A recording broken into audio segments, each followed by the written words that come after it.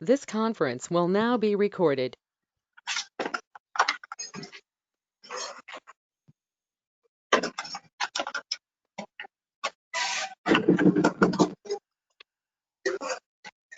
Sri Gurubhyo Namaha. Harihi Om. Narada Bhakti Sutras by Sri Swami Vivek Venkateshananda.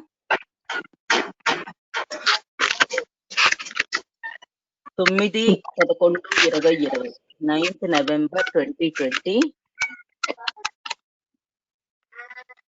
Sutra number 57.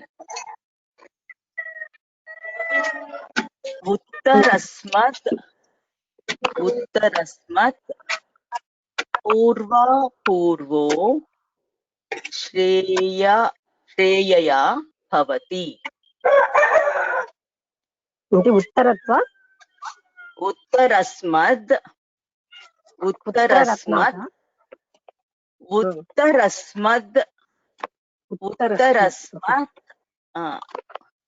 Purvo Shreyaya Bhavati.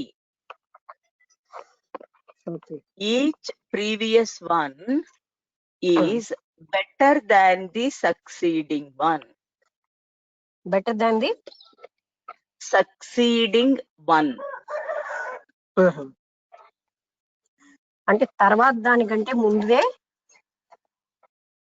Better గా ఉంటుంది అని. అది ఏమిటది చూడాలి. శ్రేయయా భవతి, శ్రేష్టంగా ఉంటుందను, శ్రేయస్సు కలిగిస్తుందను.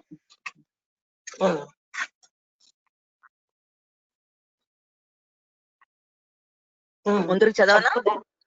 చదువు. Among the sattvic, rajasic, tamasic modes of devotion, the sattvic is better than the rajasic, and the rajasic is better than the tamasic type. అది అందుకే కొంచెం రెండు లైన్లు ముందుకు చదివితే ఏ విషయం మాట్లాడుతున్నారో తెలుస్తుంది అన్నమాట. అంటే సాత్విక్ సత్వ రజస్ తమో గుణాలలో ఒకదానికంటే ఒకటి, అంటే ఇప్పుడు ఏ ఆర్డర్ లో మనం ఇలా వెళ్తే ఆ తామస గుణం అంటే రాజస గుణం మంచిది, రాజస గుణం కంటే సత్వగుణం మంచిది. అలా ఒకదానికంటే ఒకటి అలా కాదు. సత్వగుణం కంటే రజోగుణం కొంచెం, రజోగుణం కంటే తమో గుణం కొంచెం ప్రశస్తమైంది. అంటే అన్నిటికంటే ప్రశస్తమైంది సత్వగుణం.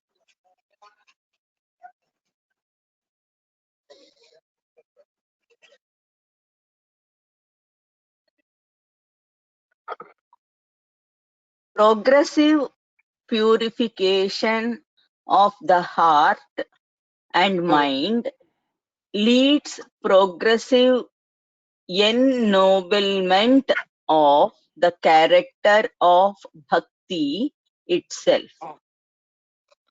ఎన్నోబల్మెంట్ అంటే వృద్ధి చేసుకోవడం, భక్తి వృద్ధి చేయడానికి ఇది పనికి వస్తుంటుంది. మనకి ప్రోగ్రెస్ వస్తున్న కొద్ది భక్తిలో కూడా వృద్ధి అన్నది. When we adopt the other classification, we have first to rearrange the four to see to suit the meaning. First classification, we have first to rearrange the four. ఆ ఫోర్ అంటే కొంచెం మనకు ముందరికి వెళ్ళాల్సి వస్తుంది. The other classification of bhaktas, artha, జ్ఞాసు, అర్థవా, ఆర్థ డబల్ ఏ ఉంది, ఆర్థ, జ్ఞాసు, అర్థార్థి, జ్ఞాని. ఆర్థ wants relief from suffering. అర్థార్థి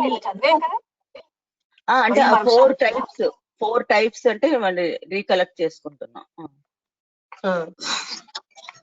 So when we adopt the other classification, we have first to rearrange the four to suit the meaning of the sutra to the Lord's own, to suit the meaning of the sutra to the Lord's. నాకే తక్కువగా వినబడుతుందా అందరికీనా? చాలా స్లోగా వినిపిస్తుందండి. చాలా స్లోగా ఉందా? అందుకే కొంచెం కష్టంగా అనిపిస్తుంది. అందరికీ అలాగే ఉందా, నాకే ఉందా తెలియదు నాకు. స్లోగానే ఉంది మేడం. లోగా ఉందా? అంటే స్లో అంటే తక్కువ వినబడ్డం, సౌండ్ తక్కువ ఉంది. సౌండ్ తక్కువగా ఉందా? సరే, కొంచెం గట్టిగా చదువుతాను. అంటే అక్కడ నీ ఇన్స్ట్రుమెంట్ లో ఎక్కువ సౌండ్ పెట్టావా? ఫుల్ ఉంది. ఓకే మేడం, అందరికి లేదు మేడం, అందరికి లేదు ఆ ప్రాబ్లం. మాకు బాగానే వినిపిస్తుంది. ఓకే మేడం గారు బాగా వినిపిస్తుంది.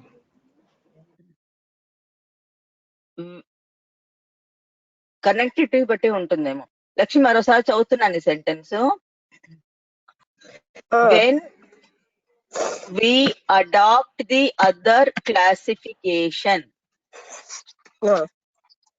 we have first to rearrange the 4, comma, to suit the meaning of the sutra to the Lord's own exaltation of the Jnani Bhakta. జ్ఞాని భక్తులకి సూట్ అయ్యేటట్టుగా లాస్ట్ 4 ఏంటో అది మనకి ఇవ్వలేదు అనుకుంటాను, తెలుస్తుంది. వాళ్ళకి సూట్ అయ్యేటట్టుగా ఈ గుణాలు ఉంటాయి. ఈ 4 రకాలైనటువంటి అర్థార్థి, జిజ్ఞాసు, జ్ఞానులు. స్లోగా వినిపిస్తుంది మేడం గారు. నీది లోగా దూరంగా ఉన్నట్టు వినిపిస్తుంది. ఇప్పుడు అంటే ఇప్పుడు బాగుంది. ఇందాక 4 ఆర్థ జ్ఞాసు అర్థార్థి జ్ఞాని. మరొకసారి చెప్పు, నువ్వు చెప్పింది ఏదో. ఆ 4 ఇంకో 4 అంటున్నారు కదా, ఒకసారి వాక్యం చదువు స్లోగా. When we adopt the other classification, we have first to rearrange the 4. అంటే ఇతర క్లాసిఫికేషన్స్ వెళ్ళే ముందు ఈ 4ని మనం అరేంజ్ చేసుకోవాలి. మళ్ళీ దూరంగా వెళ్ళిపోయింది నీ మాట. మరి అది నేను చాలా దగ్గరగా పెట్టుకు మాట్లాడుతున్నాను, ఎందుకు అలా జరుగుతుందో.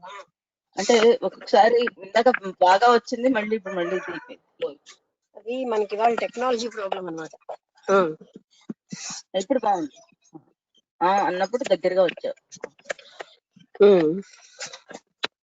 ఇలా చెప్పు. We have to first rearrange the 4. చెప్తావా? రీఅరేంజ్ చేసుకోవాలి.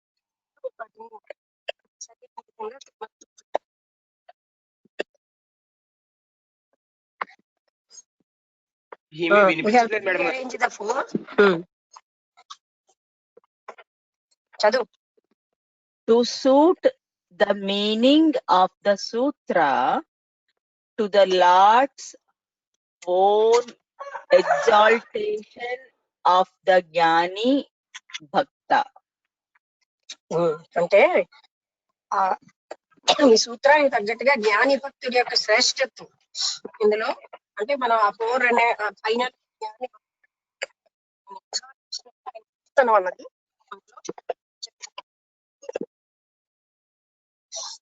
In which case the Jnani will come first. అంటే జ్ఞానే చాలా గొప్పవాడు. Then the Jignasu. జ్ఞాని తర్వాత పోస్ట్ ప్లేస్ జిజ్ఞాసు. Then Artharthi. తర్వాత అర్థార్థి. Then Artha. అది ఆర్ధభక్తి అంటే బాధలో ఉన్నప్పుడు పిలుస్తారు కదా, అది ఆర్ధభక్తి. అది లాస్ట్ అన్నమాట. అంటే బాధ భరించలేక భగవంతుడా అని పిలుస్తామే, అది లాస్ట్ టైప్ ఆఫ్ భక్తి. One who prays for the relief. చాలా నీ సౌండ్ ఇప్పుడు స్లోగా వస్తాను. అయితే నేను మీటింగ్ పైకి వెళ్ళి మళ్ళీ వస్తాను.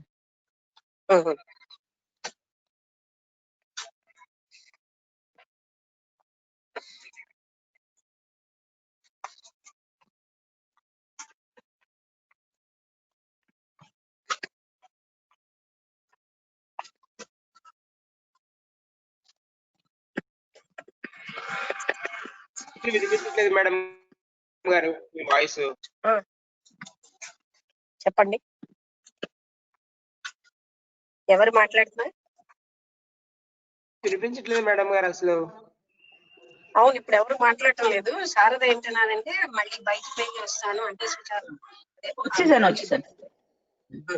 One who prays for relief from pain completely అలాగే misses. ఉంది శారద. సరే, ఏం చెయ్యలేము, ఇంకా మనమే అడ్జస్ట్. నీకు ఎవరిదైనా వినిపిస్తుంటే వాళ్ళని చదవమను. నువ్వు కూడా పైకి వెళ్ళి పైకి రావచ్చు లక్ష్మి. వచ్చినా అలాగే ఉంది కదా. నువ్వు కూడా చేసావా? అది కాదు, నువ్వు అలా వెళ్ళి వచ్చినా అదే సౌండ్ వచ్చింది. ఇంప్రూవ్మెంట్ లేదు సౌండ్ లో. సరే చదువు, వసంతలతో వచ్చే వరకే కదా.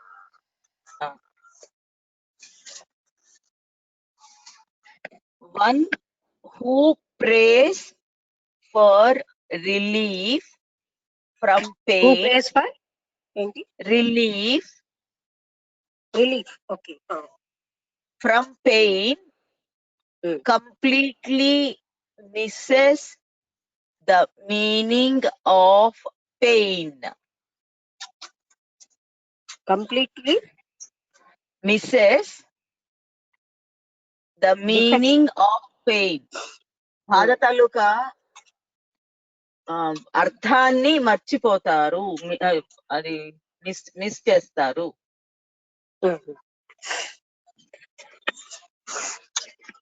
Pain is God's own messenger. God's own messenger. Own మెసెంజరా?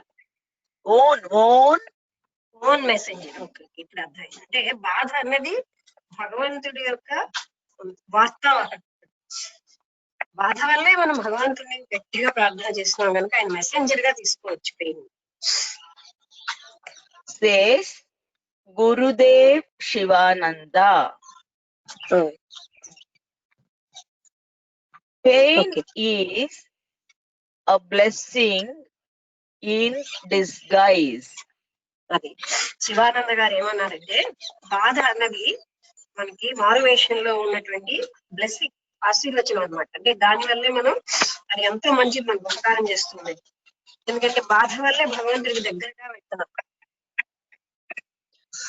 It makes you think of God. అది ఆ బాధలో మనం ఎక్కువగా భగవంతుడిని గట్టిగా స్మరిస్తూ ఉంటాం, ఆలోచిస్తూ ఉంటాం. It instills mercy in your heart. అది బాధ వల్ల మనకు ఒక కారుణ్యం వస్తుంది అనమాట మన ఆలోచనలో. ఇంత బాధ అనేది మనకి ఎలాంటి బాధ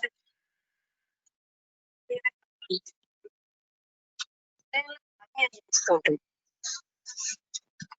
It turns your mind away from God.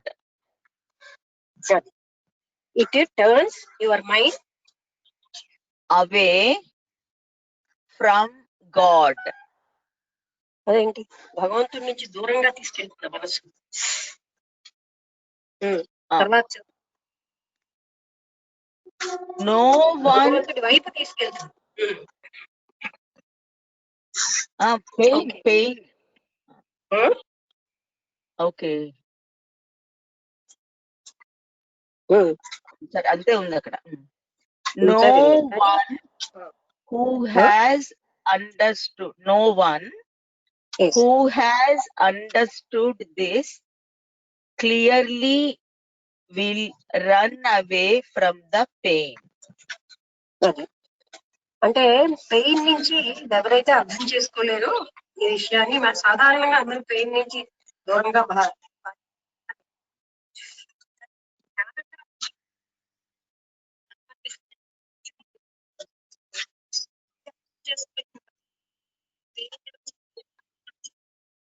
Lakshmi వినిపించటం లేదు ఏమీను. మరి ఏం చేయాలి మనం? ఇప్పుడు ఇది వినిపించింది. ఏం చెయ్యాలి మనం అన్నది ఎంతో చక్కగా వినిపించింది. ఇప్పుడు అది మూవ్ అవుతుంది, ఆల్టర్ అవుతుంది. Technology is not help.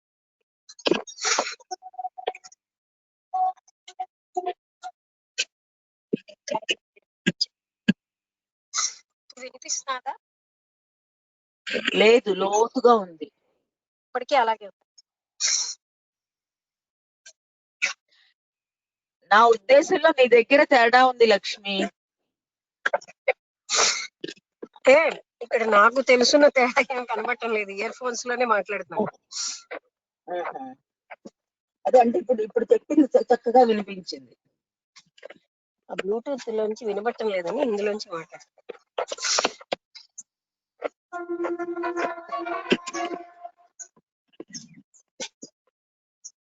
కారణం ఏంటంటే ఇవాళ ఇప్పుడు కారణం అన్నది గట్టిగా చక్కగా వినిపించింది. అయితే మళ్ళీ నేను అంటే ఇది పైకి బాగుంది. వెళ్ళి రావడం అట్లాంటివి చేయాలా? స్విచ్ ఆఫ్ చేయడం?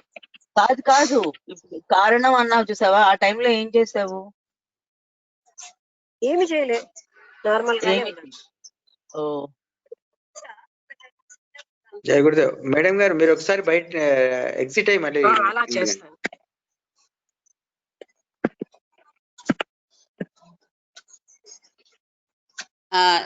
గుడ్ మార్నింగ్ శారద గారు, నేను వచ్చాను.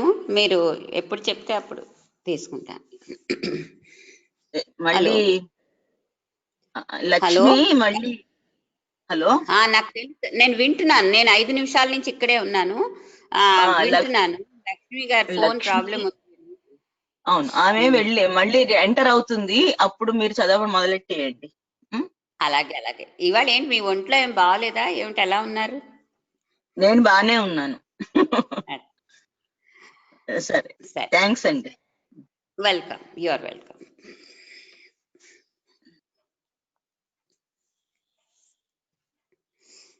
అందరికీ నా నమస్కారం అండి, గ్రూప్ అంతా.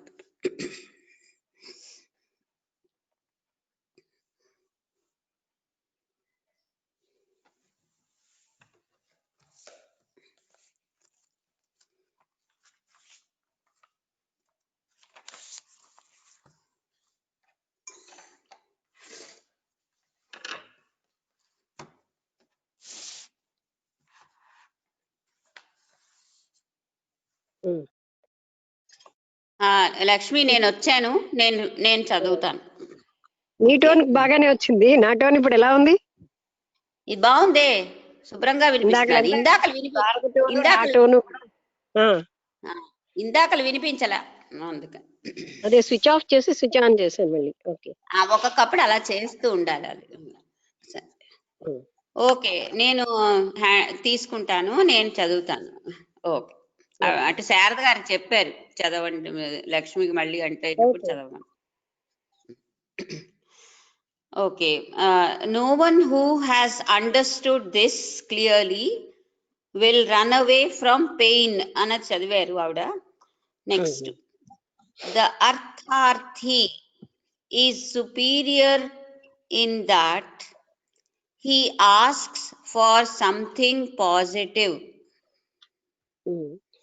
అర్థార్థి ఎప్పుడు కూడా పాజిటివ్, అంటే అదే ఇది మంచి పాజిటివ్ థింగ్స్ అంటే తెలుసు కదా, అవి అడుగుతూ ఉంటాడు. అంటే నా బాధలోంచి తీసేయి అని అలా పాజిటివ్ గానే అడుగుతాడు.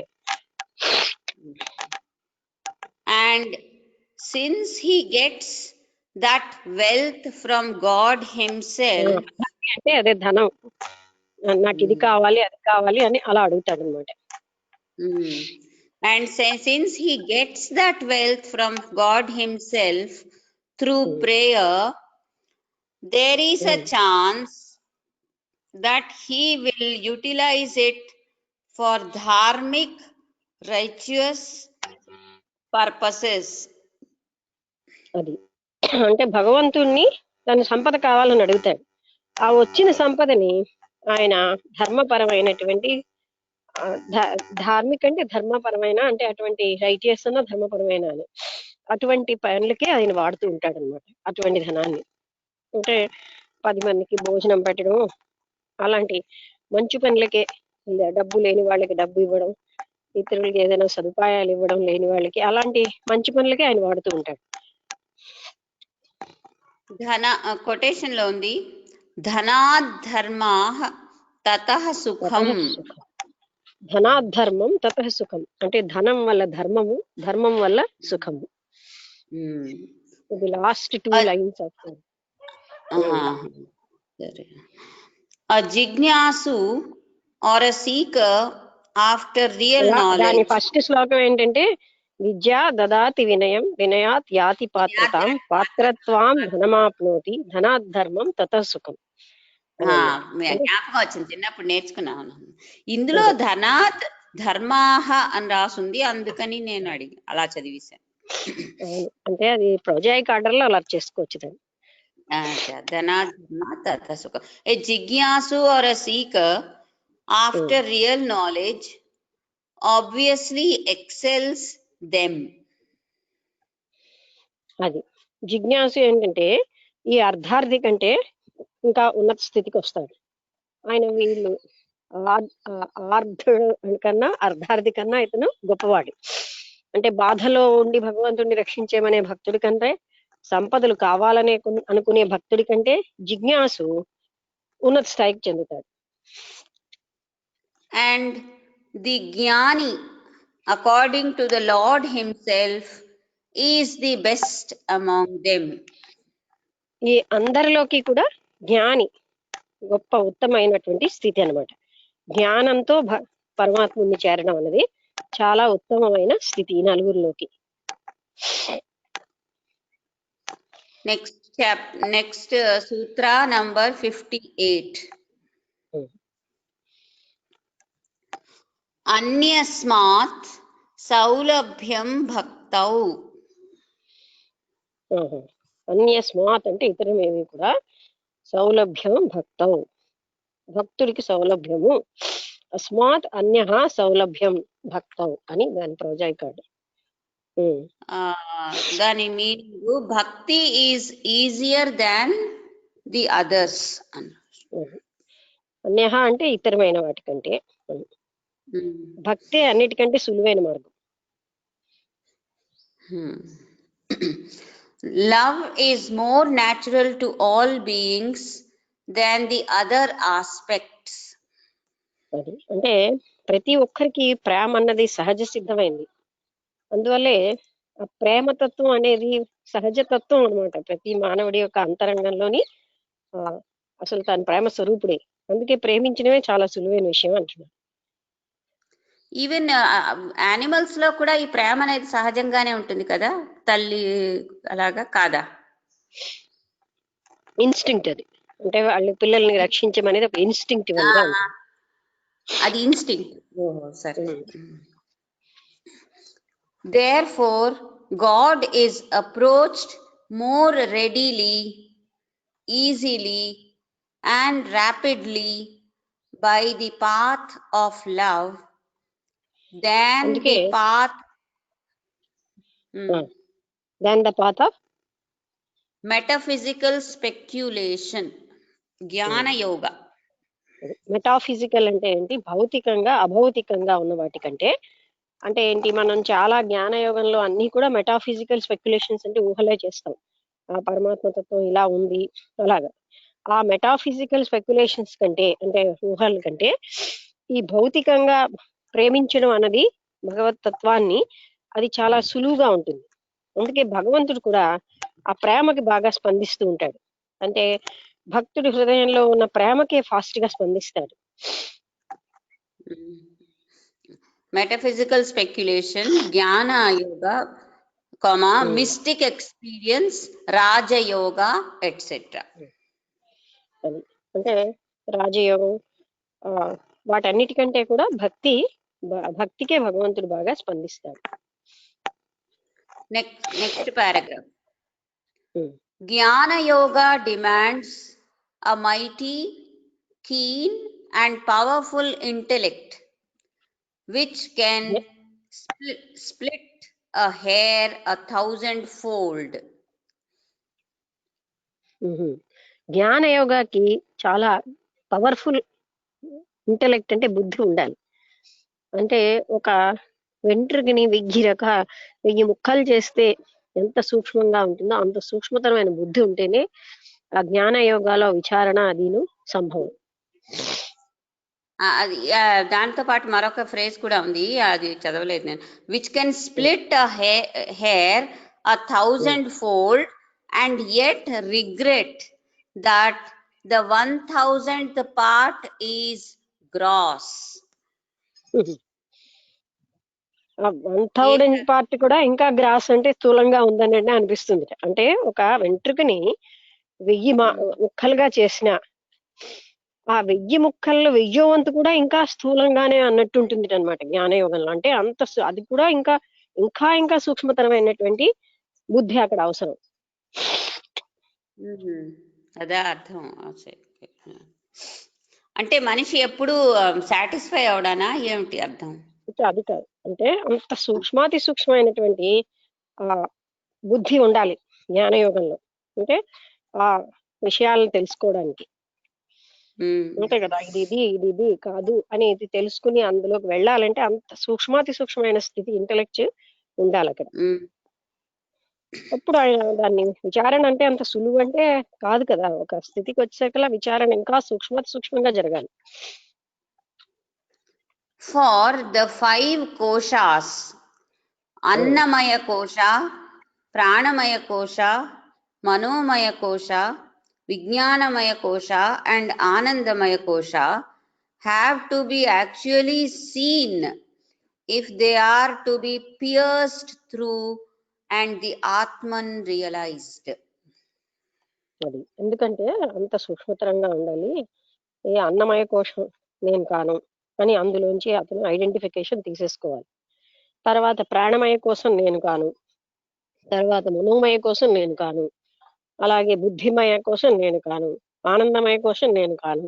ఈ ఐడెంటిటీస్ అన్ని తీసేసుకోవాలంటే చాలా సూక్ష్మాతి సూక్ష్మమైన బుద్ధి అవసరం అన్నమాట సాధకుడికి. లేకపోతే దాంతో ఐడెంటిఫికేషన్ అంత గట్టిగా ఉంటుంది మనకి. అది ఎంత మనకు తెలుసున్నా దాంతో ఐడెంటిఫికేషన్ తీసుకోవడానికి ఎంతో సూక్ష్మతరమైన బుద్ధి ఉంటే గాని మనం ఐడెంటిఫికేషన్ లోనే ఉంటాం. అందుకే ఇది ఎప్పటికప్పుడు మళ్ళీ వచ్చేస్తూ ఉంటుంది. అందుకే అంత సూక్ష్మమైన బుద్ధి అక్కడ అవసరం.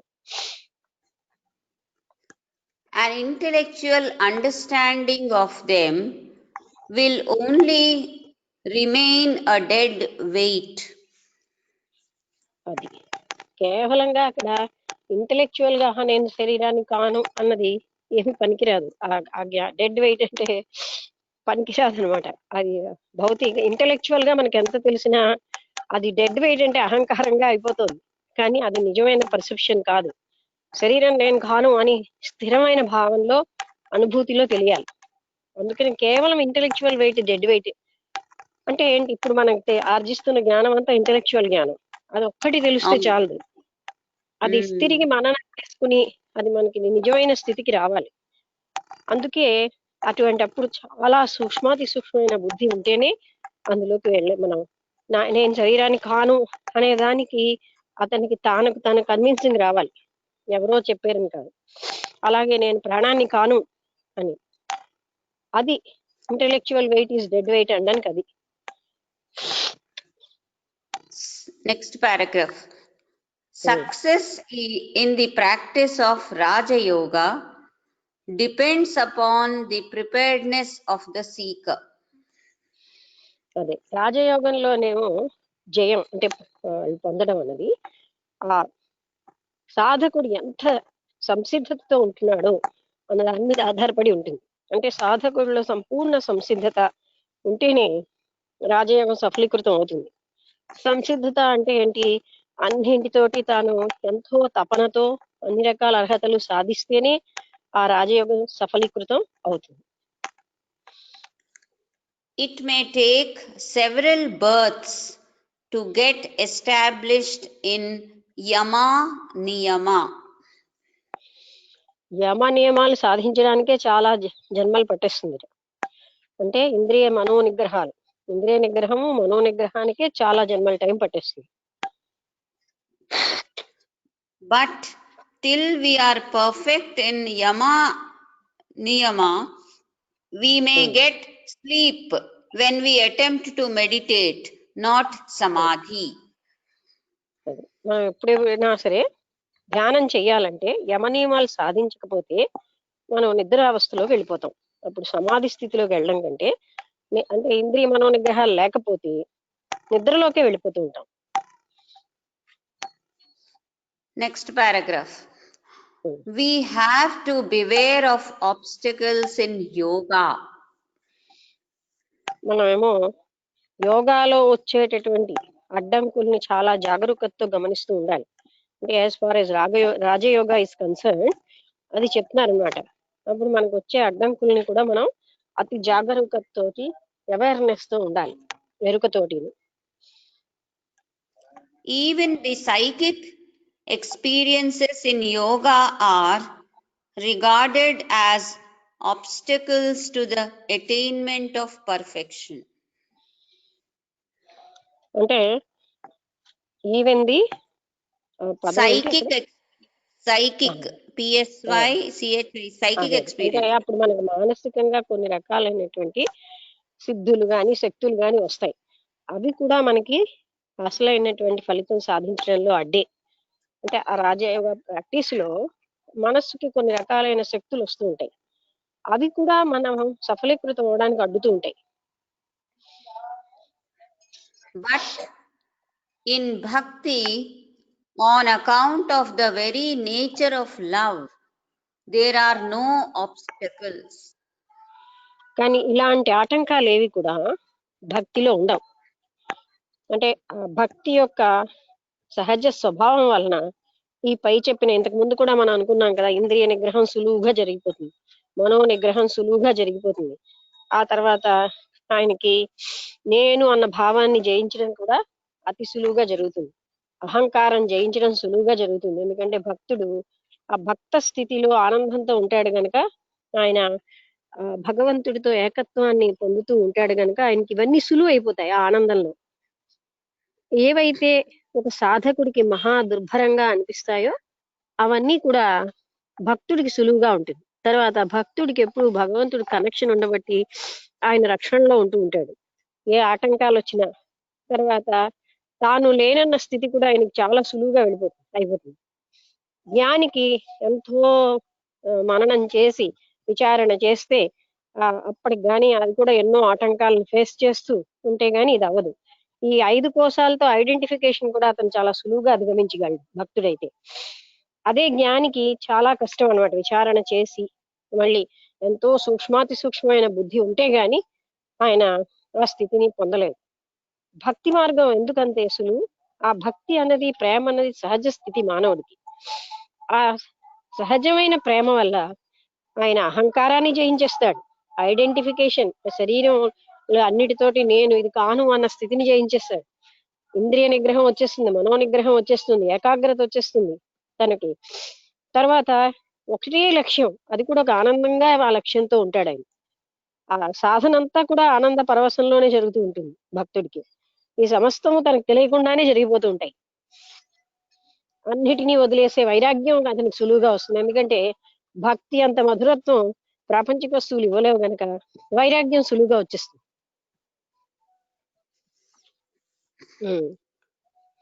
It is common knowledge that a lover regards all obstacles as challenges to his own sincerity and ardent love. తనకున్నటువంటి ఆర్డెంట్ అంటే తీవ్రమైన ప్రేమ, సిన్సియారిటీ అంటే నిజాయితీ అనేది తను తీసుకోగలుగుతూ ఉంటాడు. వాటి వల్లే తనకు అన్ని అంటే అవి ఉంటేనే ఆ ప్రేమ సఫలీకృతం అవుతుందని తనకు తెలుసు.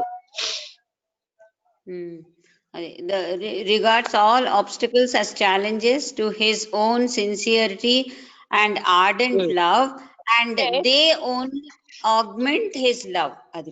And they only augment అవి లేకపోవడం వల్లే ఆయనకి అడ్డులు తగులుతాయి. అంటే కేవలంగా సిన్సియారిటీ ఉండాలి, శ్రద్ధ భక్తి అనేది ఆయనకి చాలా అవసరం. అవే మిగతా అడ్డంకులన్నీ అవి తక్కువ అవడం వల్లే వస్తున్నాయి అన్నది భక్తులకు తెలుస్తూ ఉంటుంది. Moreover, at every stage, the bhakta receives God's grace in abundance, which removes all obstacles. అది కాకుండా ఆయనకి ప్రతి స్టేజ్ లోని భగవంతుడి యొక్క ప్రేమ దొరుకుతూనే ఉంటుంది. ఆయనకు వచ్చే ఆటంకాలు కూడా భగవంతుడు తొలగించేస్తూ ఉంటాడు. ఎందుకంటే ఆయన్ని గట్టిగా పట్టుకుంటే ఆయన అదే చేస్తూ ఉంటాడు. భక్తి వల్ల నిరంతరం భగవత్ స్మరణలో ఉంటాడు గనక భగవంతుడు భక్తుడికి వచ్చే ఆటంకాలన్నీ తీసేస్తూ ఉంటాడు. ఇక్కడ నాకు చిన్న క్వశ్చన్ ఉన్నది, అడుగుతున్నాను.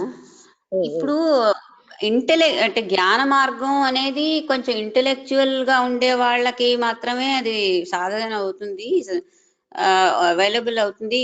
అయితే మామూలు మిగతా జనాలు, చదువుకోని జనాలు, ఇప్పుడు మన చుట్టూరా బోల్డ్ ఎంతమంది ఉంటారు కదా, పని వాళ్ళు, వీళ్ళు వాళ్ళు, వాళ్ళందరూ కూడా కొన్ని కొన్ని ప్రవచనాలకు వెళ్ళి వింటూ ఉండడం, ఎఫెక్ట్ అవ్వడం అవన్నీ చేస్తూ ఉంటారు. అంటే వాళ్ళకి ఈ భక్తి మార్గం వల్లే సులువన వాళ్ళు ఎలా నేర్చుకుంటారు? మనం ఇప్పుడు ఈ జ్ఞానం అనేది వాళ్ళకి అందుబాటులో ఉండనే ఉండదా అసలు? ఒక పాయింట్ నీ ప్రశ్నలో, పని వాళ్ళు చదువుకున్న వాళ్ళకంటే తక్కువ అన్న భావం మనలో పోవాలి. ఎందుకంటే చదువు మనం ఎక్కువ స్థాయికి తేదు, ఇంటెలెక్చువల్ గా కూడా వాళ్ళు ఒక్కసారి ఇంటెలెక్చువల్ గా చదువు ఏమి ఇంటెలెక్ట్ ని పెంచదు. అది మనం ఇంటెలెక్చువల్ లిటరసీ అనేది మనకి ఇంటెలెక్ట్ దాని వల్ల పెరగట్లేదు. సహజ సిద్ధంగానే వాళ్ళకి వాళ్ళ ఓన్ ఫీల్డ్ లో ఎంత ఇంటెలెక్ట్ ఉందో వీ నెవర్ సీ దట్ అనమాట. అందుకే కృష్ణమూర్తి గారు లేమ్యాన్ అంటే హూ ఇస్ ఏ లేమ్యాన్ అని అడిగారు. మన దృష్టిలో లేమ్యాన్, బట్ రియల్ గా లేమ్యాన్ కాదు వాళ్ళు. లిటరసీ లేని వాళ్ళు లేమ్యాన్ కాదు. మన అభిప్రాయం మనం మార్చుకోవాలి. లిటరసీ ఉన్న వాళ్ళే లేమ్యాన్. ఎలా అంటే మూర్ఖులు వాళ్ళు. కారణం, మేము ఎంతో చదువుకున్నాం అన్న అహంకారంతో దే నెవర్ లెర్న్ ఎనీథింగ్. వాళ్ళు ఏం వినరు, తెలుసుకోరు. మాకెంతో తెలుసు అన్న అహం వాళ్ళని అడ్డేస్తుంది అన్నిటికీ. లిటరసీ లేని వాళ్ళకి అంతర్గత అసలు ఈ భక్తి గాని జ్ఞానం గాని ఇది ఆంతరంగికమైన ఒక స్థితి, భౌతికమైన లిటరసీతో సంబంధం లేదు. మహా జ్ఞానులు ఏమీ చదువుకోలే, 3-4 క్లాస్ చదువుకున్నారు. మాత అమృతానందమయ్య ఆవిడెక్కడ జాలారి వాళ్ళ పిల్ల. జాలారి వాళ్ళంటే చేపలు పట్టుకుని జీవించేవాళ్ళు. మరి ఆ జ్ఞానం ఎలాగొచ్చేసింది? అందుకని జ్ఞానానికి మన అభిప్రాయం మనం అందరం మార్చుకోవాలి. లేమ్యాన్ అంటే కూలివాళ్ళు కాదు, వాళ్ళు భౌతికమైన శ్రమ పడుతున్నారు, బట్ వాళ్ళలో ఎంతో జ్ఞానం ఉంటుంది. చాకలివాడు చదువుకున్న వాడి కంటే చాకలాడి నయం అన్న ఒక సామెత కూడా ఉంది. ఎందుకంటే వాళ్లకున్న మెమొరీ, ఇంటెలిజెన్స్, డిస్క్రిమినేషన్ చాలా ఎక్కువ. But with our ego we think వాళ్ళకి ఏమి తక్కువ ఉంటుందని. అందుకే లేమ్యాన్ అనే పాయింటే, ఎవరు లేమ్యాన్? యాక్చువల్ గా బాగా చదువుకున్న వాళ్ళే లేమ్యాన్ అనాలి నన్ను అడిగితే. Because they are blind with ego, అహంకారంతో ఉంటారు. మేము ఎంతో చదివేసుకున్నాం అని. లెర్నింగ్ మైండ్ అక్కడ శూన్యం అయిపోతుంది. ఆ వివేకం అన్నది శూన్యంగా ఉంటుంది. ఎప్పుడైతే ఈగో వస్తుందో సమస్తాన్ని కప్పేస్తుంది. అందుకని లేమ్యాన్ అనే కాన్సెప్ట్ ముందు మనం మార్చుకోవాలి. The people who are doing hard work, they are not laymen. ఎవరు కూడా అలా అనుకోవడానికి లేదు. I cannot estimate that spirituality of others. Okay, so ఇక్కడ మనమే లేమెన్ నిజంగా చెప్పాలంటే. బికాస్ మనమే అసలు ఎంతకీ మన అహంకారం పోగొట్టుకుని ముందుకు వెళ్ళట్లేదు. నాకంత తెలుసు, నేను ఎంతో నేర్చుకున్నానన్న అహం ఈ సోకాల్డ్ అవిద్యాధికులు, వీళ్ళు విద్యాధికులుగా పేరు పెడుతున్నాం, వీళ్ళకి అహం ఎక్కువ. అందుకే విద్య లేని వాళ్ళు చాలా వేగంగానే, విద్య అంటే ఈ విద్య కాదు, ఆత్మ విద్య కాదు, ఈ సోకాల్డ్ లిటరసీ లేని వాళ్ళు సులువుగా గ్రహించుతారు. ఇది వాళ్ళకి అడ్డైపోతుంది. అంటే ఇప్పుడు ఈ జ్ఞాన యోగాన్ని వాళ్ళని ఇనిషియేట్ చేయగలమా అని, అది నేను అడిగేది. అలాంటి వాళ్ళు ఎంతమంది మరి జ్ఞానం అవుతున్నారు ఏ చదువులు లేకుండా? చదువులు లేకపోతే కాన్సెప్ట్ మనం మార్చుకోవాలి. అంటే ఇప్పుడు త్రిపుర రహస్యం లాంటి గ్రంథాల్లో చెప్తున్నటువంటి ఆ కాన్సెప్ట్స్ ఈ వీళ్ళకి అంటే ఇలాంటి పవర్ఫుల్ ఇంటెలెక్ట్ అంటే లేదని నేను అనను, ఉండొచ్చు కానీ త్రిపురా రహస్యం మనం చూపిన దత్తాత్రేయులు వారు ఏం చదువుకున్నారు, అటువంటి రమణ మహర్షి ఏం చదువుకున్నాడు, అలాంటి ఉంది. ఇంకొక ఆయన ఎవరు అంటే అవధూత, ఆయన వెంకయ్య స్వామి, వాళ్ళు ఏం చదువుకున్నారు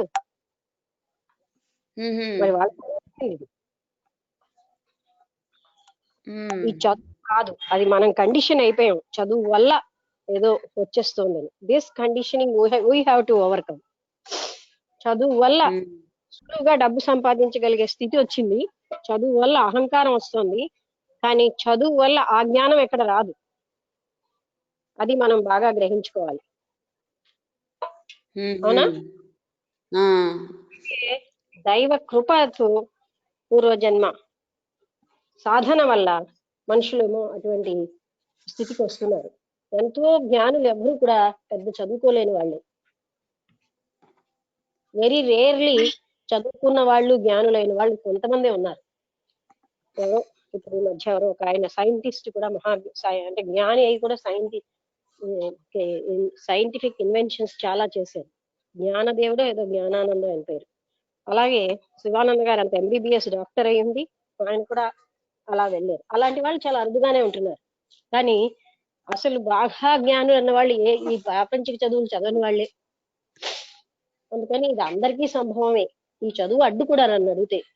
అడ్డంటే అహంకారాన్ని తెచ్చిపెట్టకుండా ఉంటే అడ్డు కాదు. నిజంగా చదువుల్లో ఏం మనం చదివిస్తాం, సంస్కారాన్ని పెంచట్లేదు, మూర్ఖత్వాన్ని పెంచుతున్నాయి. ఆ చదువులు చదివేమన్న అహంకారం ఒకటి, మాకు అన్నీ తెలుసని క్లోజ్డ్ మైండ్ అయిపోతాం. They lose open mind. నేను తెలుసుకోవాల్సింది చాలా ఉంది అన్న ఓపెన్ మైండ్ చదువు ఈ విద్యార్థులకు ఉండట్లేదు. అందుకని ఇక్కడ ఈ చదువు అర్హత కాదు. నేను అలా అంటే నేను అనుకున్నాను ఏంటంటే ప్రేమ ద్వారా అంటే భక్తి ద్వారా భగవంతుడిని పొందడం సాధ్యం కాబట్టి చూడు, చదువు వల్ల ప్రేమ స్థితి ఉండట్లేదు, తర్వాత అహంకారం వల్ల ప్రేమ కూడా పై రాదు. అది మనం అందరం గమనిస్తున్నాం కదా. విద్య అధికులకు ఎక్కువ మందికి అహంకారమే ఉంటుంది. ఇంత చదివేం కదా, ఏంటి మేము తొడవడం లాంటి పనులు చేస్తామా, ఎలాంటి అహంకారం ఉంటుందో మనం చూస్తున్నాం అందరినీ. చదివేం చదివేం చదివేం ఏం చదివితే ఏమైనా పెద్ద కొమ్ములు వచ్చేస్తాయా ఏంటి చదవడం వల్ల, ఏమైనా ఎక్స్ట్రా ఆర్గన్స్ వచ్చేస్తాయా? అహం అన్న అక్కడే వచ్చేస్తాయి. విచక్షణ కూడా ఉండదు. అహం ఎప్పుడైతే ఉంటుందో విచక్షణ జ్ఞానం తగ్గిపోతుంది. భక్తి కూడా ఉండదు. భక్తి ఏమో నిరహంకార స్థితిలోనే భక్తి బాగా ఉంటుంది. అహంకారికి భక్తి ఉండదు, జ్ఞానము ఉండదు. అందుకని మన కాన్సెప్ట్ ఏంటంటే అది మార్చుకోవాలి. విద్యాధికులే నిజమైనటువంటి మూర్ఖులు.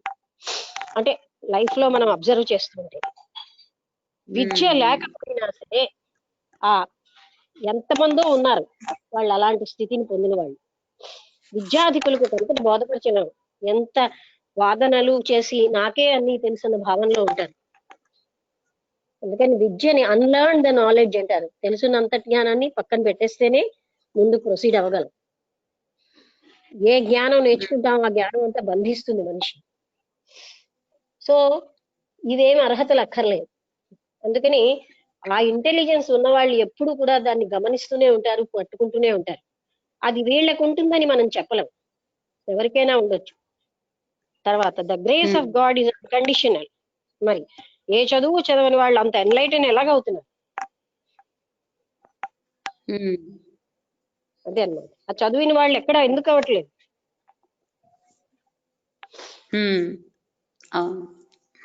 పరభావం ఎక్కువ, పాషండత్వం ఎక్కువ. చదువులు తెచ్చి పెడుతున్నావు అవే మనకి కారుణ్య రహితంగా చేస్తున్నాయి. కన్సర్న్ ఫర్ అదర్స్ ఉండదు. బికాజ్ ఐ రెడ్, నేను చదివానుగా, నాకు డిగ్రీలు ఉన్నాయిగా, నా అంత ఈక్వల్ ఎవడు లేడన్న అహంకారం. అవే తెచ్చి పెడుతున్నాయి చదువులు మనకి. సులువుగా డబ్బు ఆర్జించడానికే చదువుతున్నాం. నిజం చెప్పాలంటే అజ్ఞానమే జ్ఞానం అన్న పేరుతో నేర్చుకుంటున్నాం. అందుకే చదువు సంస్కారం పెట్టలేదు. చదువుకుని సంస్కార రహితులుగా ఎంతమంది ప్రవర్తించట్లేదు? సో ఇక్కడ ఏంటంటే ఎవళ్ళకైతే ఆ కుశాగ్ర బుద్ధి ఉంటుందో, ఎవరికైతే ఆ తపన కూడా ఎన్నో వేలలో ఎక్కడో కోట్లలో ఒక్కడికి మొదలవుతుందిట, with the grace of God ఆ తపన. అలాంటి వాడికి అర్హతలు ఉండాలని ఏమీ లేదు. అది ఎన్నో జన్మల చేసుకున్నటువంటి ఆ తపస్సు ఫలితంతో అది ఆ మోక్షకాంక్ష మొదలవుతుంది. అది మొదలవడానికే ఎంతో అర్హత అవసరం. ఈ అర్హతలు అంటే ఈ చదువులు కావు, ఉన్న అర్హతని పాడు చేస్తాయి.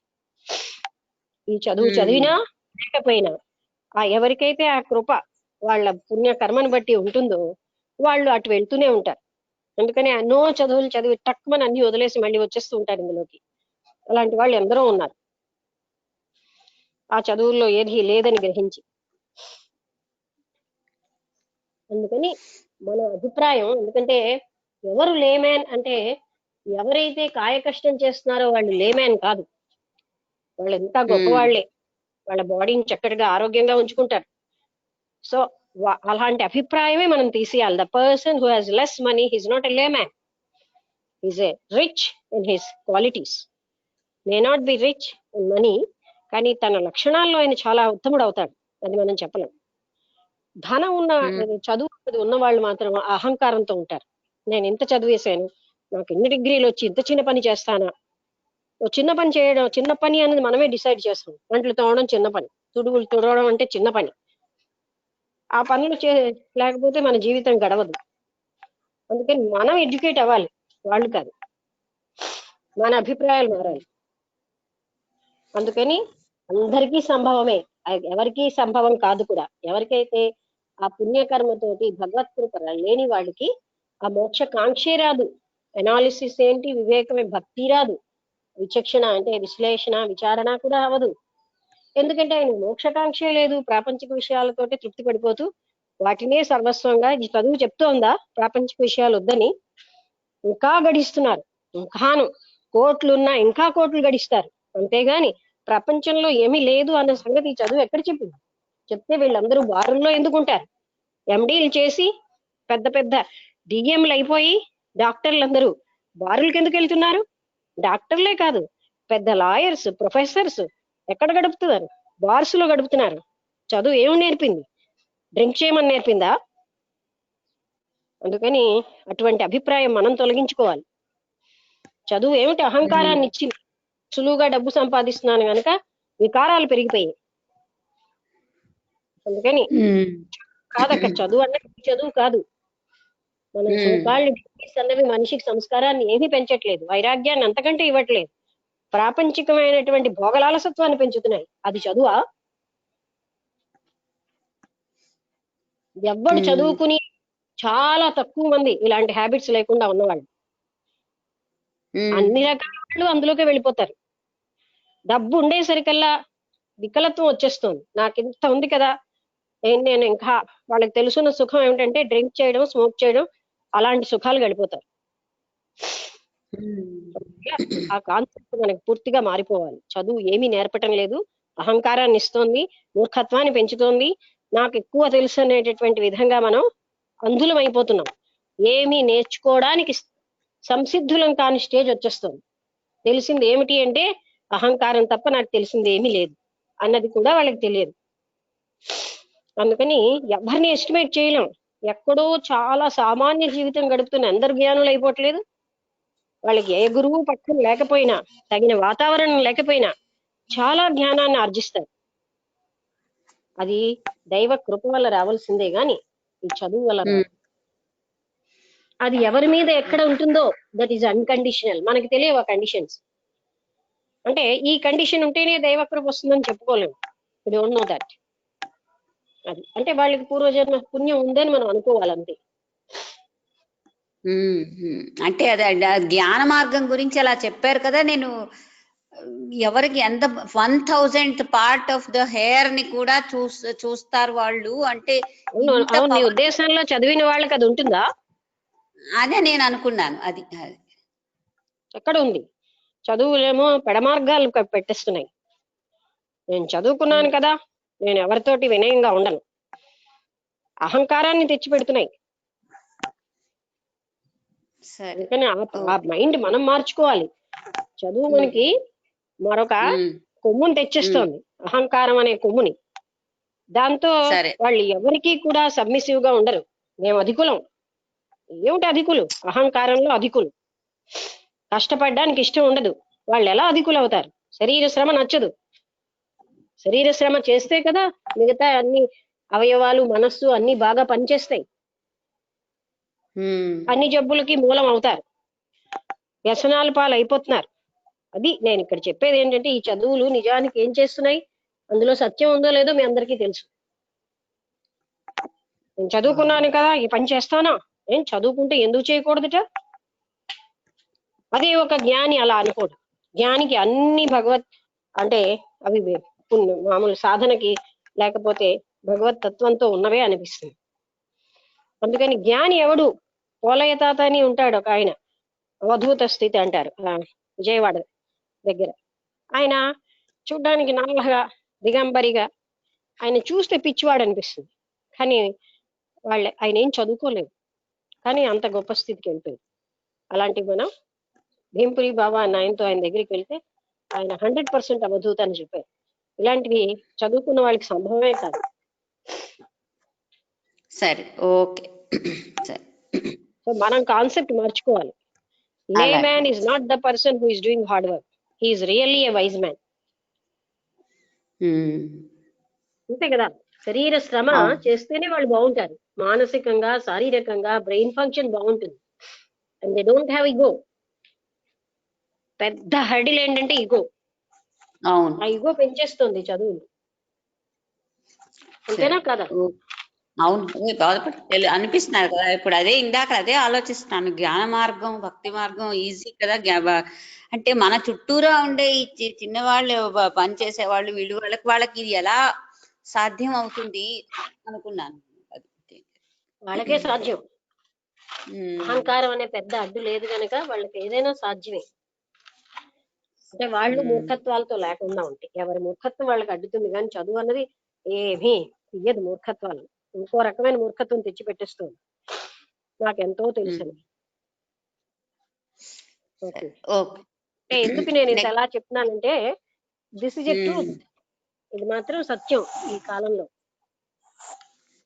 అది నిజమే, అది కరెక్ట్.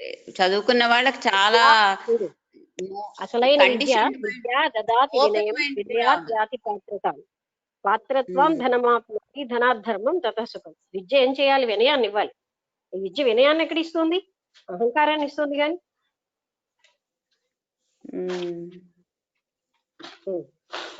ఓకే, ఇంకా సూత్ర నంబర్ 59కి వచ్చాం. 59 ఇది చాలా పెద్ద ఫ్రేజ్ లా ఉంది. ఒకసారి చదువుతాను. ప్రమాణాంతర శ్యానపేక్షత్వాత్. ప్రమాణాంతర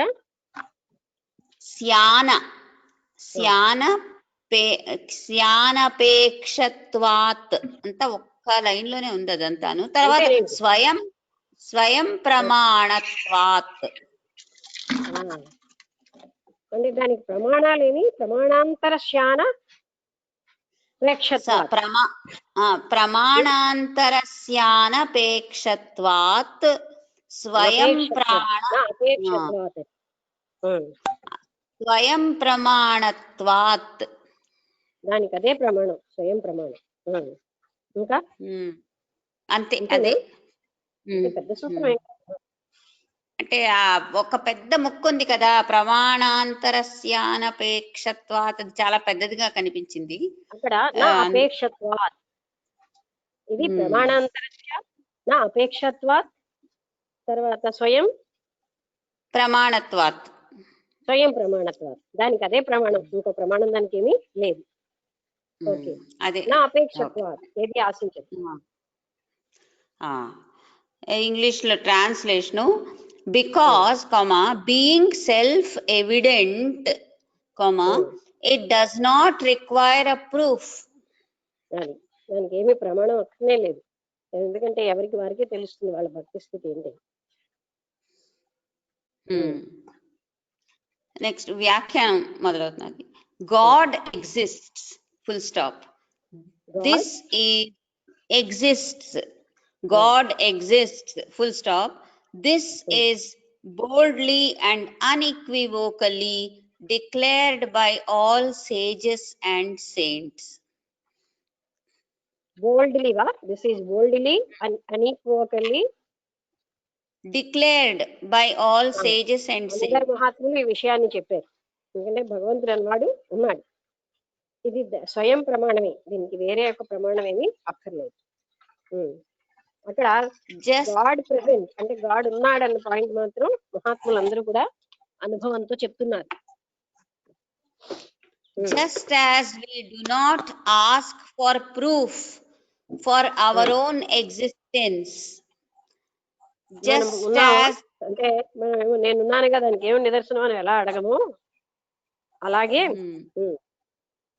just as our hunger does not depend upon another's confirmation or denial, మనకి ఆకలి వేస్తే అవునవును నీకు ఆకలి వేస్తున్నది అని ఇంకా ఆవిడ యొక్క కన్ఫర్మేషన్ గాని వెయ్యట్లేదని చెప్పడం గాని అవసరం లేదు. మన ఆకలి మనకే ప్రమాణం. అది just as అది God exists, just as our hunger does not depend upon another confirmation or denial, God exists and his existence is self evident. అంటే ఎలా అయితే హంగర్ నిజంగా ఉందనుకుంటున్నాము, నేను ఉన్నానుగా మన దాన్ని ఎవరైనా ఉన్నానా అని అడగను, నేనున్నానని కన్ఫర్మ్డ్ గా మనకు తెలుస్తుంది. అలాగే భగవంతుడు కూడా ఎవరి కన్ఫర్మేషన్ మీద ఎవరి రెఫ్యూజల్ మీద ఆయన ఆధారపడి లేడు, ఆయన ఉన్నాడు. అది వివాదాంశం కానే కాదు. కానీ అదే ఓ పెద్ద వివాదాంశంగా కొంతమంది నాస్తికత్వం ఆస్తికత్వం అంటారు కదా, అది వేరా? అది ఒప్పుకుంటారు అలా, కానీ కాదుగా. అవును. In the same way, when bhakti or supreme love exists in our heart, we shall experience its presence. ఉన్నతమైన ప్రేమ మన హృదయంలో ఉంది, ఉందా అని ఎవరు కన్ఫర్మ్ చేయక్కర్లే, ఆమోదించక్కర్లే, లేదని ఎవరు చెప్పక్కర్లే, మనకి తెలుస్తుంది మన ప్రేమ మన హృదయంలో ఉన్నట్టు. In the same, we shall experience its presence. No other proof will be needed. మన లోపల ప్రేమ ఉందో లేదో ఏ రకమైనటువంటి ప్రూఫ్ అక్కర్లే, దానికి అదే ప్రమాణం. అంటే అది ఎవరికి వాళ్ళకి తెలుస్తుంది కదా ఇది. అందుకే అంటున్నారు కదా స్వయం ప్రమాణం. మరెవరు దీన్ని కన్ఫర్మ్ చేసి నీకు ఉంది సుమి నీకు లేదు సుమి అని ఎవరు చెప్పలేరు. ఎవరి ప్రేమ ఎవరి భక్తి వాళ్ళకే తెలుస్తుంది. Next paragraph. Thus, the goal and the path in Bhakti Yoga are self-evident, and their comprehension presents no difficulty at all. అంటే భక్తి యోగంలో ఆ మార్గము దాని లక్ష్యము రెండూ కూడా భక్తుడికి అనుభవంలోనే వస్తుంటాయి. అదేమి కష్టం కూడా కాదు. నేను సరిగ్గా ఉన్నానా లేదా ఎవరికి వారికి తెలుస్తుంది, తనకి పరమాత్ముడి పట్ల అంత ప్రేమ ఉందా లేదా అన్నది. అలాగే తను ఆ ఫలితాన్ని ఆ ప్రేమ వల్ల తను ఎప్పుడు కూడా ఒక ఆనంద పరవశంలో ఉంటాడు. అది మార్గమే అక్కడ గోల్, మార్గంలోనే అన్ని వచ్చేస్తాయి గోల్లోకి వెళ్తే ఉన్నవన్నీ. అందుకని ఎవరి దీనికి ఏది ప్రమాణమే అక్కర్లే, నువ్వు భక్తుడివయ్యా అని స్టాంపింగ్ ఎవరు ఇవ్వక్కర్లే, ఎవరికి వారికే తెలుస్తుంది. అందుకని అది స్వయం ప్రమాణంగా ఉంటుంది. Whereas in other paths such difficulties do arise. అది ఇతర మార్గాల్లో అలాంటి కష్టాలన్నీ వస్తూ ఉంటాయి. One has clearly to grasp the distinction between jnana, ajnana and viparita jnana, paroksha jnana and aparoksha jnana. ఎన్ని రకాలు? ఈ డిఫరెన్సెస్ తెలియాలి. జ్ఞానం ఏమిటి, అజ్ఞానం ఏంటి, విపరీత జ్ఞానం ఏంటి, పరోక్ష జ్ఞానం ఏంటి, అపరోక్ష జ్ఞానం ఏంటి, ఇవన్నీ కూడా ఈ మార్గంలో జ్ఞాన మార్గంలో ఈ డిఫరెన్సెస్ అన్ని వాళ్ళకి తెలియాలి. నాది ఇది అపరోక్షానుభూత పరోక్షానుభూత, నాది అజ్ఞానంలో ఉన్నానా జ్ఞానంలో ఉన్నానా, అలాగే విపరీతం అంటే టూ మచ్ ఆఫ్ అంటే పక్క అర్థాలు తీస్తారు, అది అటువంటి విపరీత జ్ఞానంలో ఉన్నానా, ఇలాంటివన్నీ కూడా తెలుసుకోవడానికి చాలా కష్టం అనమాట. అపరోక్షానుభూతిని అనేసుకుంటారు పరోక్షానుభూతిని కూడా. అంటే ఇప్పుడు మనం ఇలా తెలుసుకుని నాకు అంతా తెలుసు అనిపిస్తుంది, అలాగా అన్ని తెలిసేసుకున్నాను అనిపిస్తూ ఉంటుంది, కానీ అది అపరోక్షానుభూతి కాదు, ఇదంతా పరోక్షానుభూతి. అందుకని అలాంటి పొరపాట్లు ఎక్కువ జరుగుతాయి ఆ జ్ఞాన మార్గంలో. సరే, బాధపడి one should know the distinction between జడ సమాధి అండ్ చైతన్య సమాధి. అది మొట్టమొదట హేమచూడు వెళ్ళిన సమాధి జడ సమాధి. జడ సమాధికి చైతన్య సమాధికి తేడా తెలియాలి.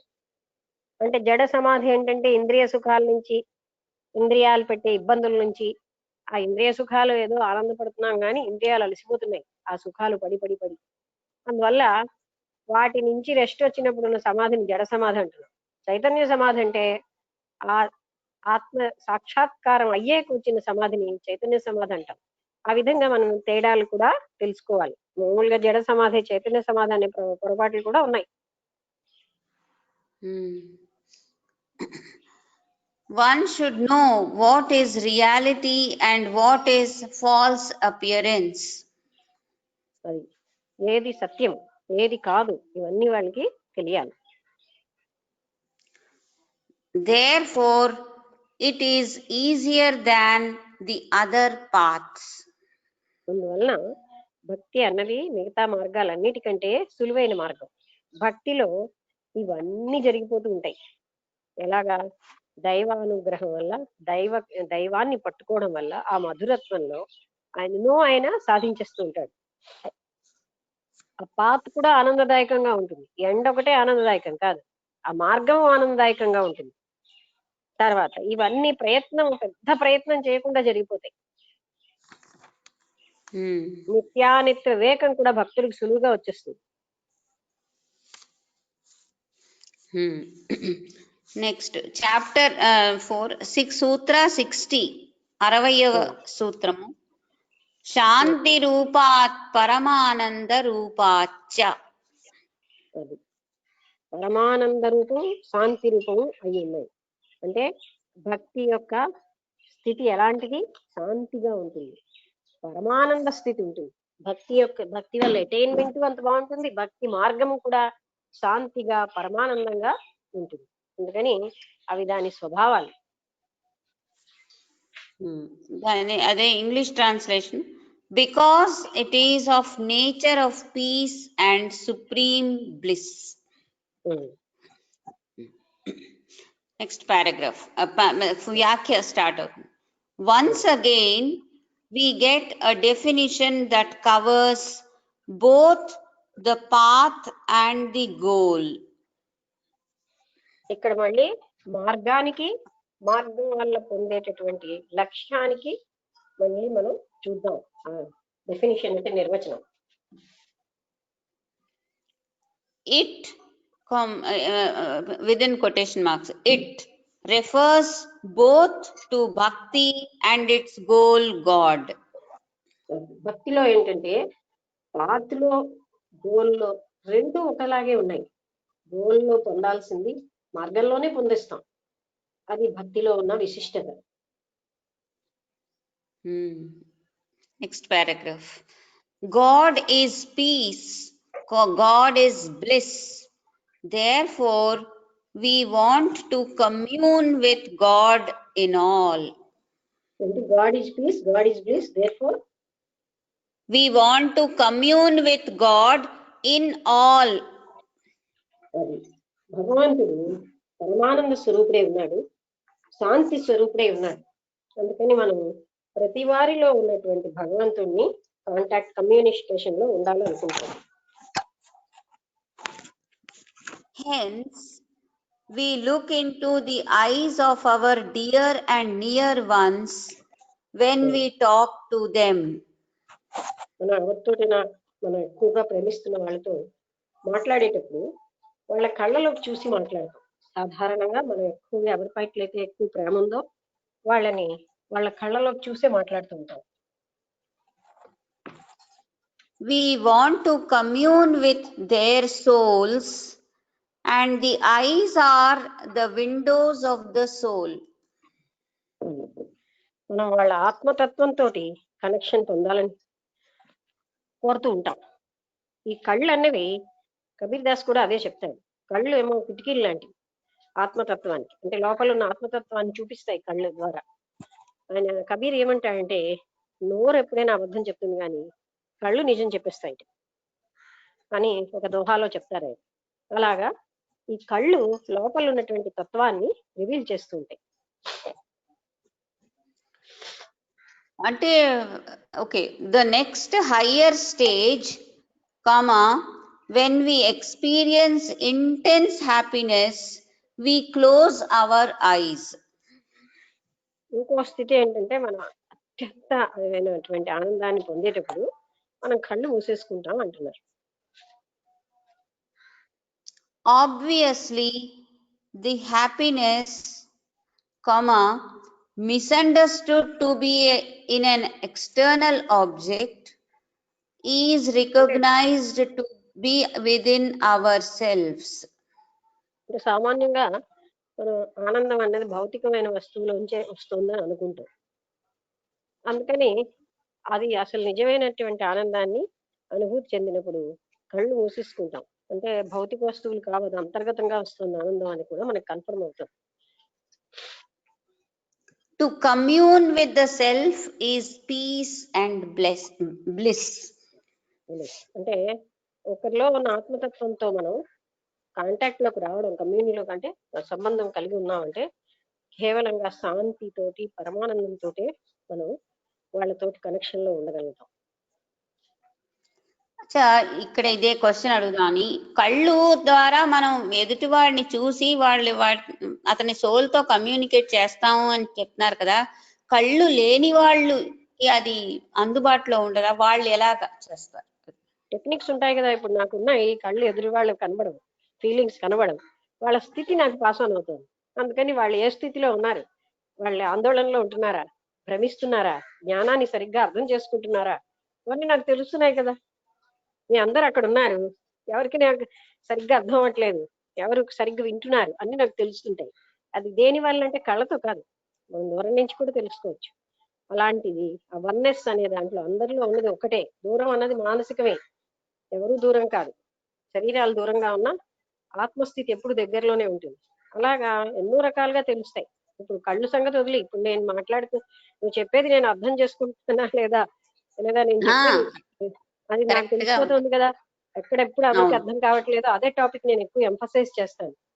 అర్థం అవ్వకపోయినా వాళ్ళు అడగకపోయినా నేను కొన్ని టాపిక్స్ ఎంఫసైజ్ చేస్తున్నాను. ఎందుకంటే వీళ్ళు అడగట్లేదు ఏ కారణం వల్ల, కానీ ఇది అర్థం కాలేదు. అది ఎలా తెలుస్తున్నది? That is the grace.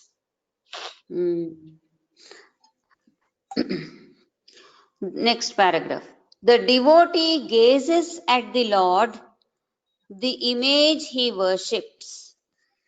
The devotee gazes, GA ZES. అర్థమైంది. అంటే ఏ రకమైనటువంటి పిక్చర్ అంటే దాన్ని ఆయన పూజిస్తున్నాడో ఆ పిక్చర్ ని, అంటే ఆ యొక్క రూపం, ఫోటో అనండి లేకపోతే మూర్తి అవ్వచ్చు, ఏదైనా ఆయన దాన్ని తదేకంగా చూస్తాడు. అది నిజమైనటువంటి భగవంతుడిగా, అంటే ఆ భక్తి వల్ల ఆయన పరమాత్ముడిగా భావించి ఆ పరమాత్మ తత్వాన్ని అందులో చూస్తూ ఉంటాడు అనమాట. అక్కడ భావనే సర్వస్వం. He feels the divine presence. ఆయన అలాగ చూస్తూ ఇక్కడే ఉన్నాడు నా పరమాత్ముడు అని ఫీల్ అవుతూ ఉంటాడు. It fills him with inexpressible peace and bliss.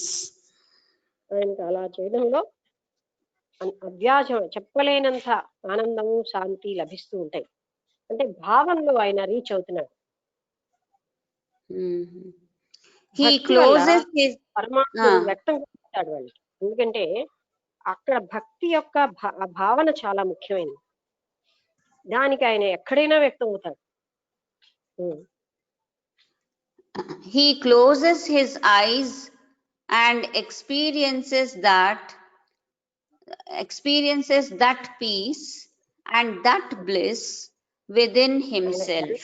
తనలో తానే అటువంటి ఆనందాన్ని శాంతిని అనుభవిస్తూ ఉంటాడు. God is experienced within.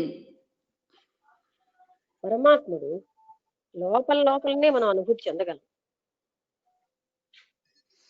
Once enthroned there, realized there, and experienced there, God does not vanish. ఒక్కసారి ఆ అంతరంగంలో ఆయన్ని మనం అనుభూతి చెందిన, ఆయన్ని గుర్తించిన, ఆయన ఏనాడు అక్కడి నుంచి అంతర్ధానం కాడు. అంటే ఆ హృదయంలోనే స్థిరంగా ఉంటాడు. He takes complete possession of the devotee.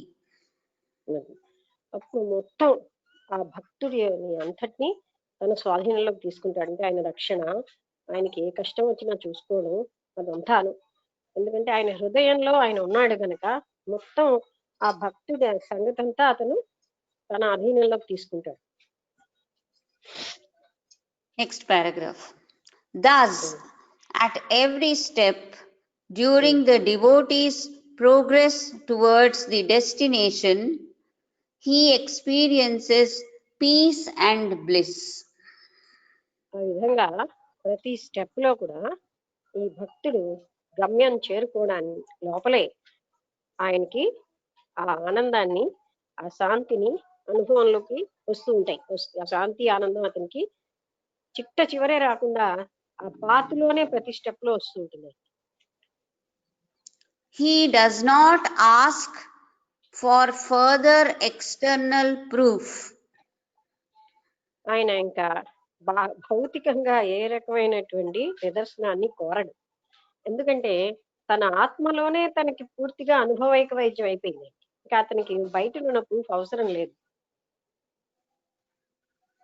He is satisfied that he is on the right path and that the goal is near at hand. ఆయన తృప్తి పడతాడు, తను రైట్ పాత్ లో ఉన్నాడు, తన యొక్క లక్ష్యం కూడా తనకి దగ్గరలోనే ఉంది అని ఆయనకు తెలుస్తూనే ఉంటుంది. He reaches the goal in due time. కాలేనాత్మని విందతి. అది అంటే సమయం వచ్చినప్పుడు ఆయన గోల్ ని రీచ్ అయిపోతాడు. కాలే నాత్మని సిద్ధతి అంటే ఆత్మని సిద్ధతి కాలే, సమయం వచ్చినప్పుడు, ఆ కాలం వచ్చినప్పుడు సిద్ధతి అంటే ఆయన గోల్ ని రీచ్ అవుతాడు, సిద్ధుడు అవుతాడు, సిద్ధిస్తుంది. ఆత్మని సిద్ధతి అంటే ఆత్మతత్వాన్ని ఆ సెల్ఫ్ రియలైజేషన్ గోల్ అయినా చేరిపోతాడు సమయం వస్తే. Next paragraph and last paragraph of the sutra. The peace and bliss are uninterrupted. అది ఆయనకు ఉన్నటువంటి ఆ శాంతి గాని, ఆ అనంతమైన ఆనందం గాని, అది అన్ఇంటరప్టెడ్ అంటే ఏమి బ్రేక్ లేకుండా ఉంటుంది, ఆయనకి ఎప్పుడు ఆగకుండా ఉంటుంది. For when the devotee surrenders himself to the Lord takes over his entire being as his property. భగవంతుడికి ఎప్పుడైతే సమర్పణ అయిపోయాడో భక్తుడు, ఆ భగవంతుడు అతన్ని తన యొక్క ఆస్తిగా సమస్తాన్ని తన వశం చేసుకుంటాడు. అంటే అన్ని రకాలు ఆయన చూసుకుంటాడు. ఆ పాతులో వచ్చిన కష్టాలు గాని, ఆయనకి ఏ రకమైనటువంటి భ్రాంతులు వచ్చినా, ఆయన ఏ రకమైన రక్షణ లేకుండా ఉన్న అన్ని రకాలైనవి భక్తుడి యొక్క సంరక్షణ అంతా కూడా భగవంతుడే చూసుకుంటాడు. ఆ సరెండర్ లో ఉన్న గొప్పతనం అది. God himself then ensures that his property is safe and does not slip away from his hands, H capital, and does not slip away from his hands from the right path.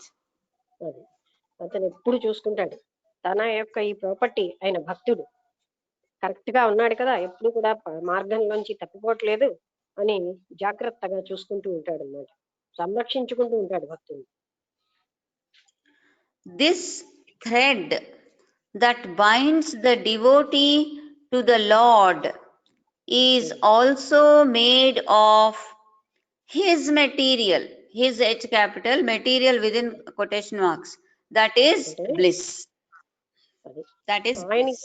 ఆ భక్తుడికి ఉన్నటువంటి ఆ thread అంటే ఏంటి, దారం అంటే అది ఎలా ఉంటుందంటే ఆయన యొక్క మెటీరియల్ తోటి తయారు చేయబడి ఉంటుంది.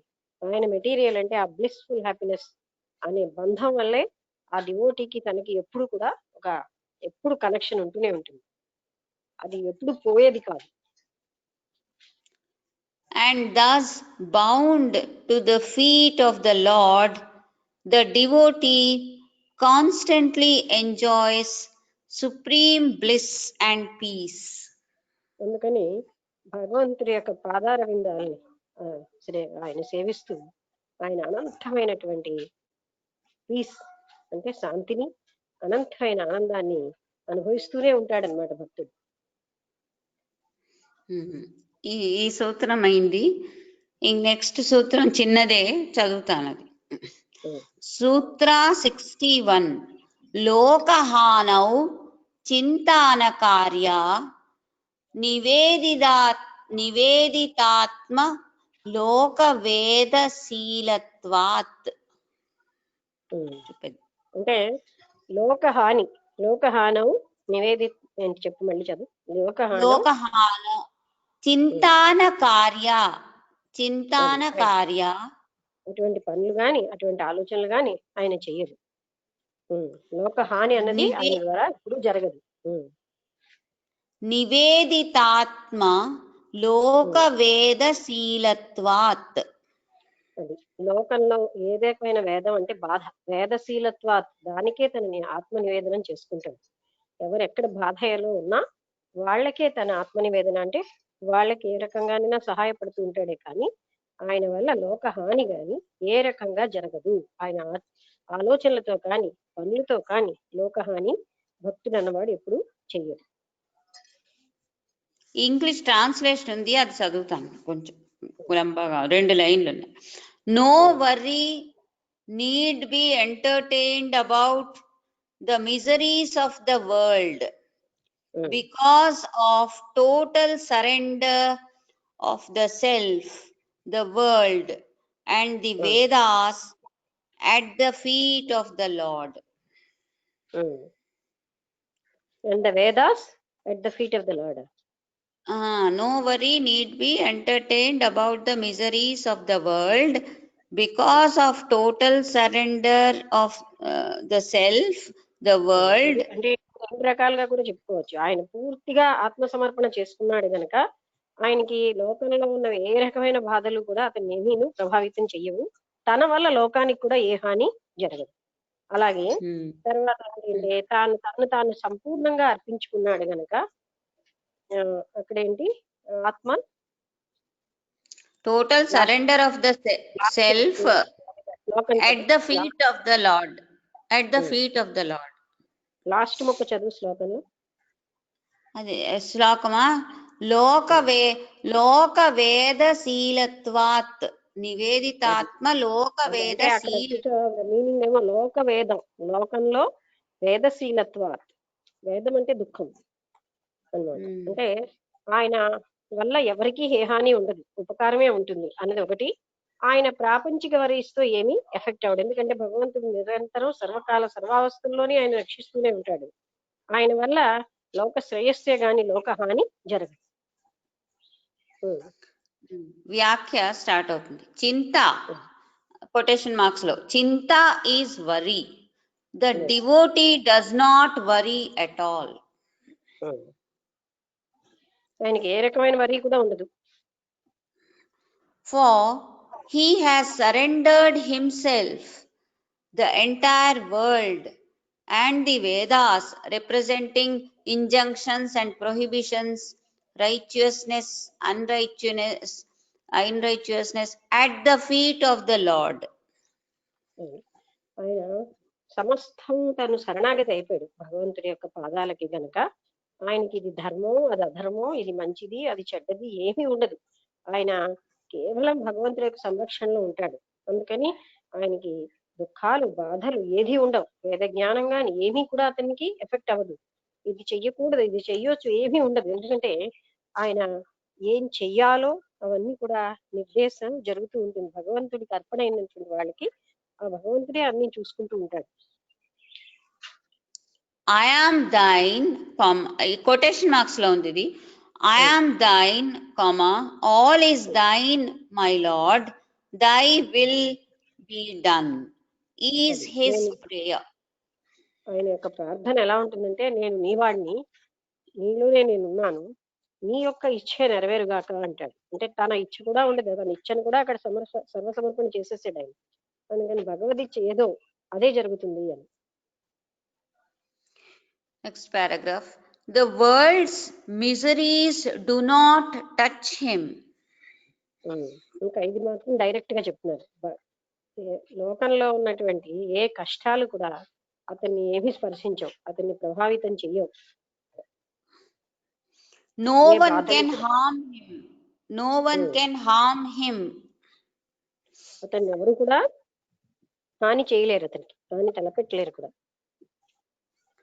He is indifferent to people who try to harm him.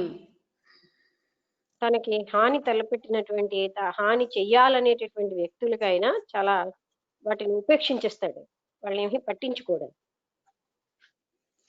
He bears insults and injuries cheerfully. ఆయన తనకు వచ్చిన మానవమానాల్ని చాలా సంతోషంగా చిరునవ్వుతో స్వీకరిస్తాడు. He endures his destiny wrought, WROUGHT, wrought by his own past action. ఆయనకి తన గత కర్మల వల్లనే తన జరుగుతున్నాయి అనేది మాత్రం ఆయన పూర్తిగా తెలుసుకుంటాడు. And welcomes the suffering it may entail as much as we welcome the return of money loaned to our friends.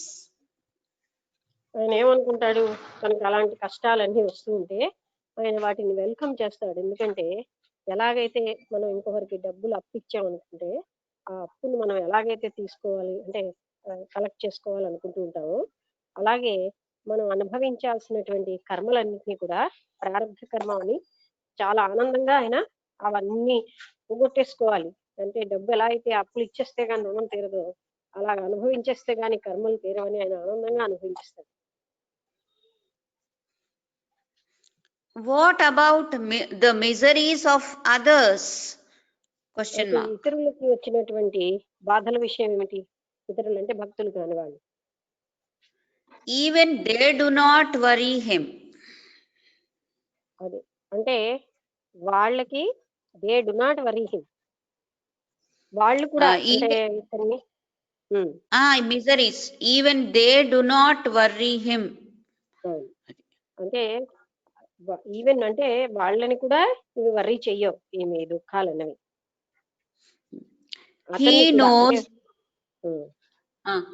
He knows God knows best.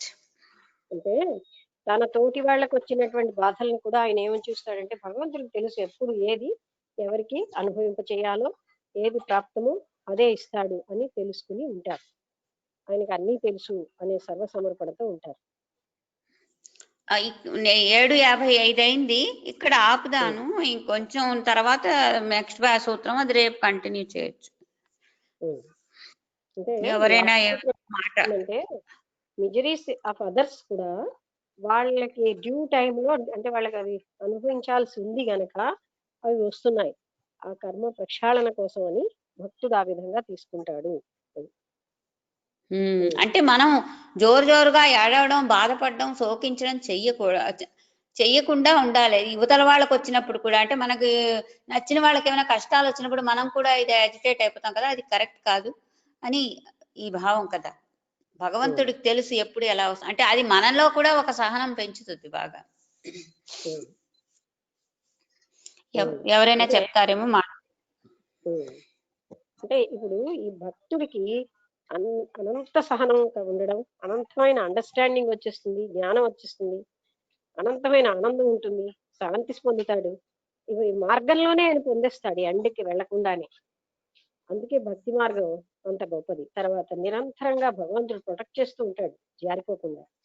ఎప్పుడు జారిపోయినా ఆయన్ని మళ్ళీ ఆ మార్గంలో పెట్టేస్తూ ఉంటాడు. ఇలాంటివన్నీ ఎన్ని లాభాలు. తర్వాత అది స్వయంగానే ఆనందాన్ని ఇచ్చేది. అంటే ఇంకా తనకి ఎవరో కన్ఫర్మేషన్ కూడా నువ్వు భక్తుడు అని ఇవ్వక్కర్లే, ఎవరికి వారికే తెలుస్తుంది నేను ఆ మార్గంలో కరెక్ట్ గా ఉన్నానా లేదా, ఎవరు నిర్ణయించక్కర్లేదు. అటువంటి గొప్పది ఈ భక్తి మార్గం అని చెప్తున్నారు. ఇంకా ఎవరైనా ఏమైనా చెప్తారా? ఏమైనా సందేహాలు కానీ, కొత్తగా తెలుసుకున్న పాయింట్లు కానీ ఉంటే చెప్తే అందరికీ అవి హైలైట్ అవుతాయి. ఇవన్నీ తెలుసున్నవేనా? నమస్తే అమ్మా. నమస్కారం అండి.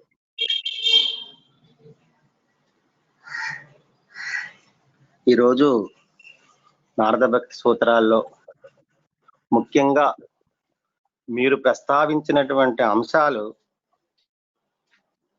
ఆధ్యాత్మిక సాధకుల యొక్క అంతరంగ సంశయాలను బాగా తొలగించుకోవడానికి బాగా ఉపకరిస్తున్నాయి కూడా. ముఖ్యంగా ఏంటంటే కేవలం లౌకిక విద్యలు మాత్రమే అంతరంగ వివేకానికి ఆధారం అవుతాయా అన్న ప్రశ్నకి మీరు చెప్పిన సమాధానం గొప్ప నిఘంటువులాగా ఉపయోగపడింది. లౌకిక విద్యలు అహంకార ప్రేరణకు ఉపయోగపడతాయేమో కానీ ఆధ్యాత్మిక ఉన్నతికి ఉపయోగపడతాయని గ్యారంటీ లేదు అన్న చెప్పిన మాట అందరికీ ఒక గొడ్డలు పెట్టేలాగా ఉపయోగపడుతుంది. అవి అవసరం ఎంత మేరకంటే భౌతికమైనటువంటి జీవనోపాధి వరకే. ఆంతరంగిక ఉపాధికి, ఆంతరంగికమైనటువంటి సత్యాన్వేషణకి, పరిపూర్ణమైనటువంటి భక్తి జ్ఞాన వైరాగ్యములే ఆధారములని, అది అందరికీ సమానమైనటువంటి భావనతో నిక్షిప్తమై ఉన్నాయని, ఎవరైతే వాటిని ఉత్పన్నం చేసుకొని జన్మ ఉద్ధరణకి ఆధారభూతంగా మలుచుకుంటారో వారందరికీ ఉపయోగపడతాయని, ఇందులో ఎటువంటి తారతమ్యం లేదని మీరు చెప్పిన మాటలు హృదయానికి ఆనందదాయకంగా ఉన్నాయి. సామాన్యులందరికీ కూడా గొప్ప ఉత్సాహాన్ని కలిగించి మేము కూడా ఆధ్యాత్మిక తత్వానికి అర్హులమే అన్న గొప్ప ఆనందాన్ని, బలాన్ని నింపేటట్టుగా ఉన్నాయి. వాస్తవానికి కూడా అవి సత్యమైనటువంటి వాక్కులే. నేను ఎన్నోసార్లు తమకు విజ్ఞప్తి చేశాను. అక్కడ ప్రస్తావించిన విషయాల కంటే మీ అంతరంగంలో వచ్చినటువంటి ఆ అమృత వాక్కులు మా ఆధ్యాత్మిక సాధనకి చాలా ఉపకరంగా మారుతాయని. అది అక్షర సత్యం. అయితే ప్రతిరోజు నేనే మాట్లాడుతున్నాను, అందరూ కూడా తమ తమ అభిప్రాయాన్ని బాగా వ్యక్తం చేస్తే మనం కొత్త విషయం మనం హృదయంలోకి వెళ్ళేటప్పుడు మన అంతరంగంలో కలిగే స్పందనని మేడం గారికి మనం తెలియజేస్తుంటే వారు కూడా చాలా ఆనందించి వీళ్ళందరూ బాగా రిసీవ్ చేసుకుంటున్నారని, చెప్పకపోతే రిసీవ్ చేసుకోవటం లేదని నా అర్థం కాదు, చెబితే ఇంకా ఆనందంగా వారు భావన చెంది ఇంకా మనల్ని ఉద్ధరింపజేయడానికి ఒక మాతృతత్వంతో వారు ఎక్కువగా స్పందిస్తారని నా అనుభవం, నా ఉద్దేశం.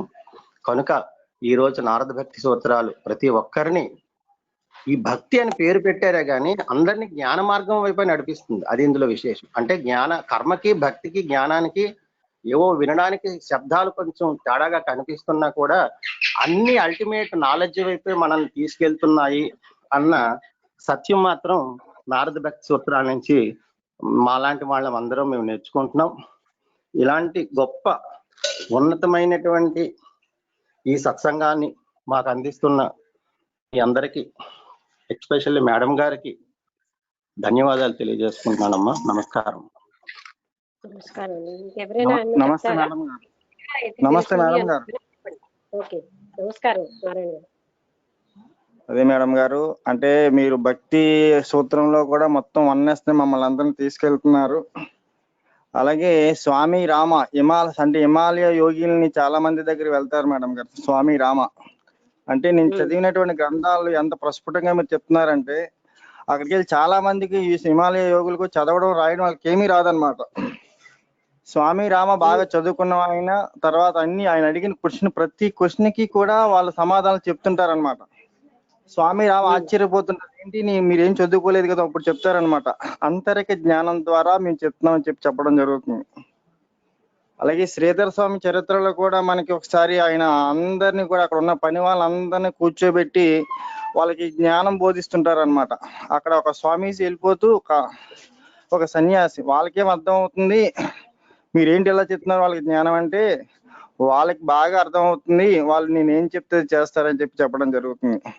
అంటే ఈ జ్ఞానం అనేది అందరికీ అందుబాటులో ఉంటుంది. అంటే సామాన్యుడి దగ్గర నుంచి ప్రతి ఒక్కరు కూడా దానికి అనుభవమే.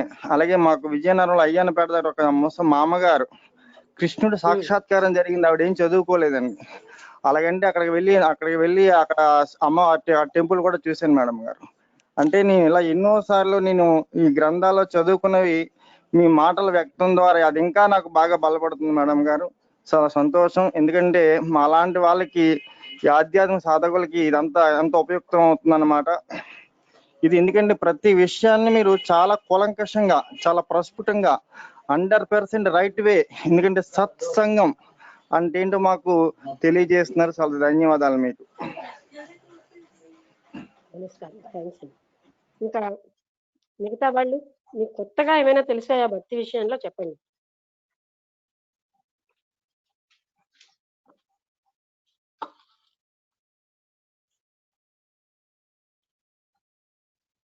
భక్తి అంటే నారద భక్తి సూత్రాల్లో భక్తి అని ఎవరు అనుకోలేదుగా ఇంతకుముందు.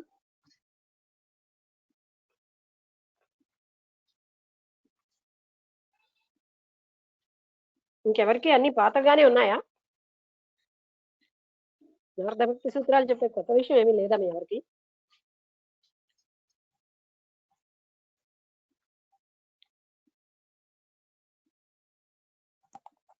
ఒక 17 మంది అటెండ్ గా ఉన్నారు కదా, మీ ఎవరికి కూడా ఇవన్నీ సామాన్యమైన విషయాలుగా ఉన్నాయా?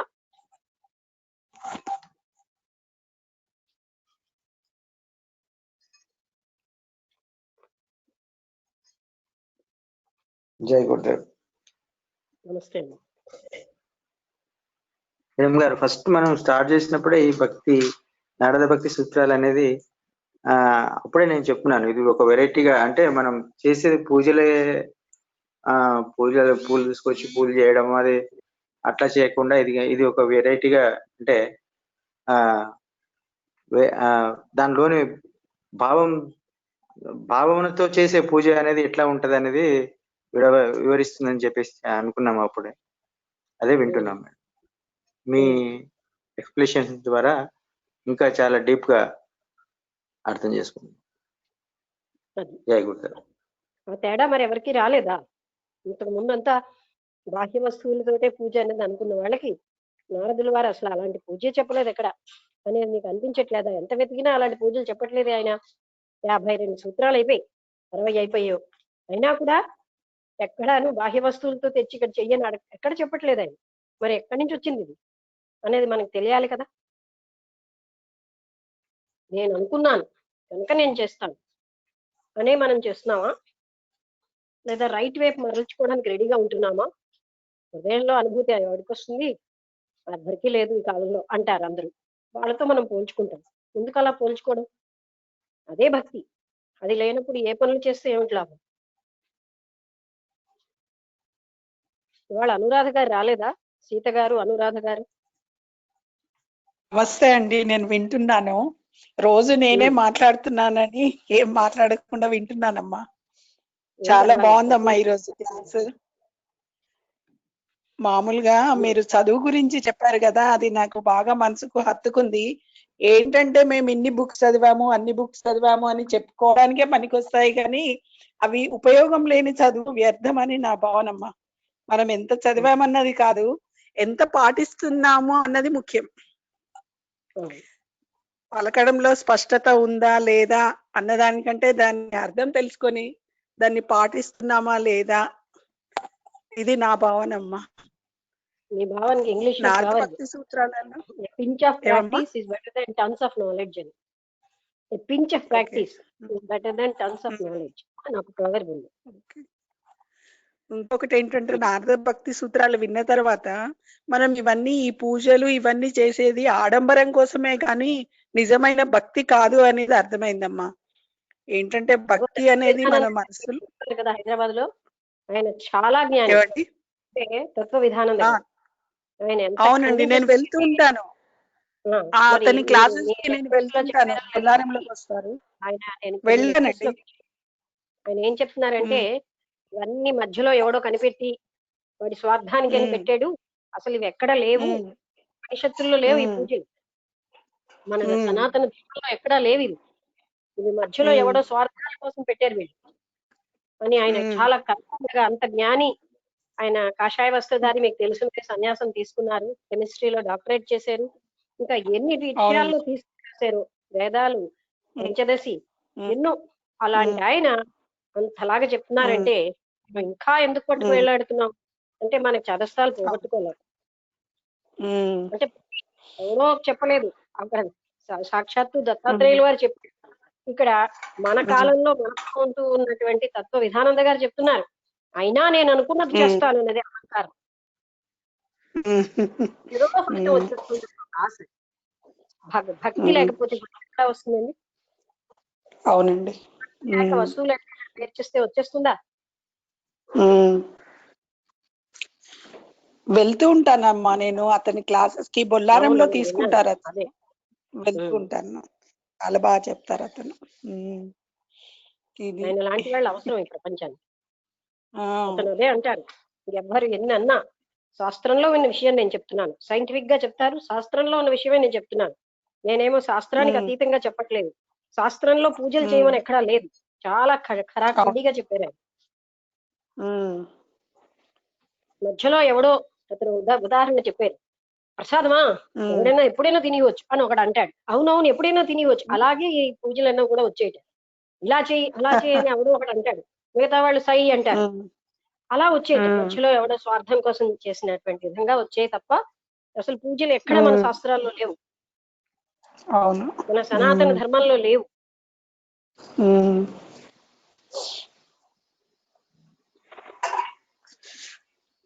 ఓకే, ఇంకెవరైనా ఏమైనా మాట్లాడతారా? మీ పరిచయం కూడా ఎన్నో జన్మల పుణ్యంతో లభించిందని అనుకుంటున్నానమ్మా నేనైతే. అందరి పరిచయం నాకు అంతే. అమ్మో అలా కాదులేండి, నాకైతే మీ పరిచయము, అందరి పరిచయము, మన గ్రూప్ లో వారు అందరి పరిచయము ఈ కరోనా కాలంలో చాలా మనసుకు శాంతినిస్తుందమ్మా. కరోనా మంచి చేసిందని అనుకుంటున్నాను నా వరకు నేను. అన్ని మంచిగా చేస్తాయి, మనం తీసుకోవట్లేదు కానీ. ఇంకా ఎవరైనా మాట్లాడతారా? ఎవరికైనా వాళ్ళకున్న ఇంటరాక్షన్ అబౌట్ దిస్? అయితే జై గురుదేవ్, అయితే ఒక చిన్న డౌట్ మేడం. చెప్పండి. ఇప్పుడు ఈ పూజలు ఇది నారద భక్తి సూత్రాల ప్రకారం చేసుకుంటే ఈ దేవాలయాలు, ఈ అర్చనలు, ఇవన్నీ కార్యక్రమాలు, పెద్ద పెద్ద క్షేత్రాలు ఎట్లా ఏర్పడేదానికి అవకాశం వచ్చిందంటే? అదే అంటే శారదా చెప్పు, ఏదో తర్వాత నేను చెప్తాను. రిలేటెడ్ పతంజలి అయితే పాతంజలి యోగ సూత్రాస్ ఉన్నాయి కదా.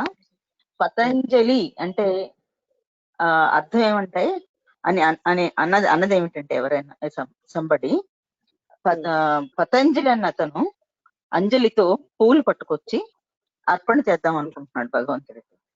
చేస్తుంటే అప్పుడు ఆ మినిట్లో రియలైజేషన్ వచ్చింది, ఇదేంటి నేను ఎవరికి అర్పణ చేసేది, ఎవరు అతందే కదా అని దాన్ని కింద పడేస్తాడు. కింద పడిపోయింది, పతనం అంటే. అంతేగాని అతని పేరు పతంజలి వచ్చింది అని ఒకడు చెప్తారు. దీని మీద కూడా అంతే కదా. ఇప్పుడు నేను ఫస్ట్ ఎవరో నన్ను, మా ఇంట్లోని పండితుడు రాలేదు, మీకు సంస్కృతం వస్తే కొంచెం పూజ చేయండి అని పిలిచారు. నేను అప్పటికి ఒక్క పూజ చేయలేదు. సరే చిన్నప్పుడు సంస్కృతం చదువుకున్నాను కదా అని వెళ్తూ ఉంటే వెళ్ళి ఇక్కడ పూజ చేస్తున్నాను, ఆ పండితుడి బదులు నేను వెళ్ళాను. వేళ చేస్తుంటే నాకేంటి, ఆయన సృష్టించిన పువ్వులు ఆయనకి ఇవ్వడమా పూజ అంటే అనిపించింది. ఆ ఇవ్వడానికి ఎవరున్నారు ఇక్కడ అనేది ఆ మొట్టమొదటి నాకు అనిపించింది. ఇచ్చేవాడెవరు, పుచ్చుకుంటున్న వాడెవరు, దేన్ని పూజ అంటాం? ఆ పువ్వులు అక్కడ పడేయడం పూజ, దేన్ని పూజ అంటాం అని ఆ వేళే నాకు ఫస్ట్ టైం ఒక ఇంట్లో పూజ చేయించినప్పుడే నాకు వచ్చింది పాయింట్. ఎందుకంటే ఆ ఏకత్వ స్థితి ఉంటున్నప్పుడు ఇవన్నీ సహజ సిద్ధంగా ఉంటాయి. అది కేవలంగా అయితే నేను నాకు అది లేదు కదా అందుకని అని అంటే ఈ పువ్వులతో పూజ చెయ్యి అన్నది మధ్యలో ఎవడో పెట్టాడు. అదే ఆయన తత్వ విధానం చెప్పేది. ఎందుకంటే ఆ ఒకళ్ళు పెడతారు దాన్ని మరి 10 మంది అదే కరెక్ట్ అంటారు. అక్కడ ఆ బాహ్యమైనదే మిగిలింది గాని అసలైన లోపల తత్వం అన్నది పోయింది. అదే మెయిన్. అక్కడ మెయిన్ పోయిన బయటవి బాడీలో ప్రాణం పోయిన శవాలతో సమానం. ఈ పూజలు ఈ యాక్టివిటీస్ కూడా డెడ్ బాడీస్ లాంటివే. భక్తి లేని పూజలు ఎందుకు? ఎన్ని రకాల పద్యాలలో మన వేమన కూడా చెప్పాడు ఆ పాయింట్.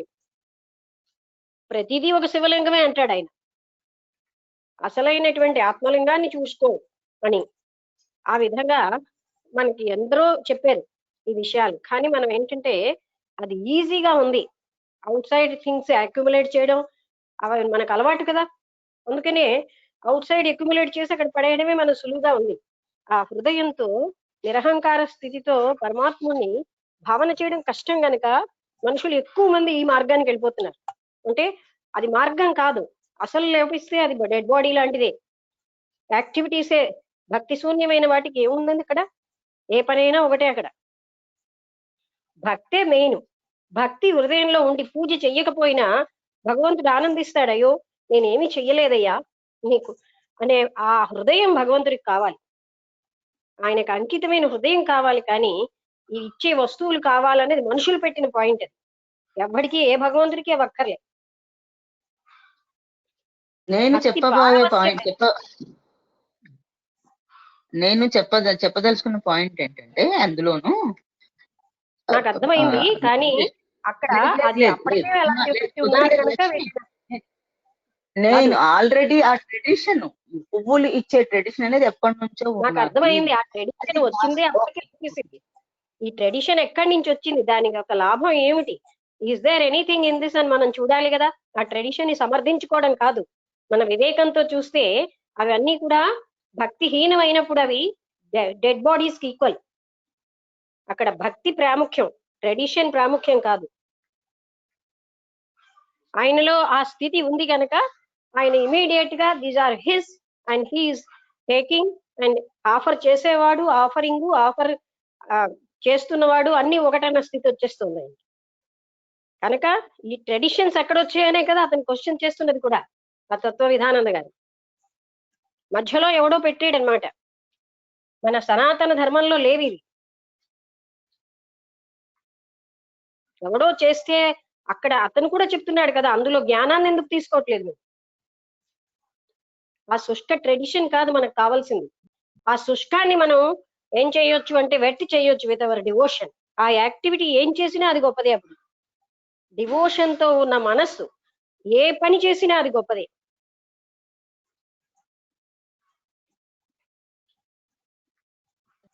ట్రెడిషన్ పెట్టేటప్పుడు ఎవడో అనడం కన్నా ఆ ట్రెడిషన్ పెట్టినప్పుడు మునులు ఇప్పుడు అతను వారు ఎవరో అంటున్నారు కదా, ఎవరో అన్నారు దేవాలయాలు అర్చనలు ఉన్నాయి, ఇవన్నీ ఎప్పటి నుంచి అవి పోయి ఇవి కూడా చాలా పురాతనంగా 1000 మంది పాటించవచ్చు, 10,000 మంది పాటించవచ్చు. కానీ నన్ను ప్రశ్న వెయ్యింది.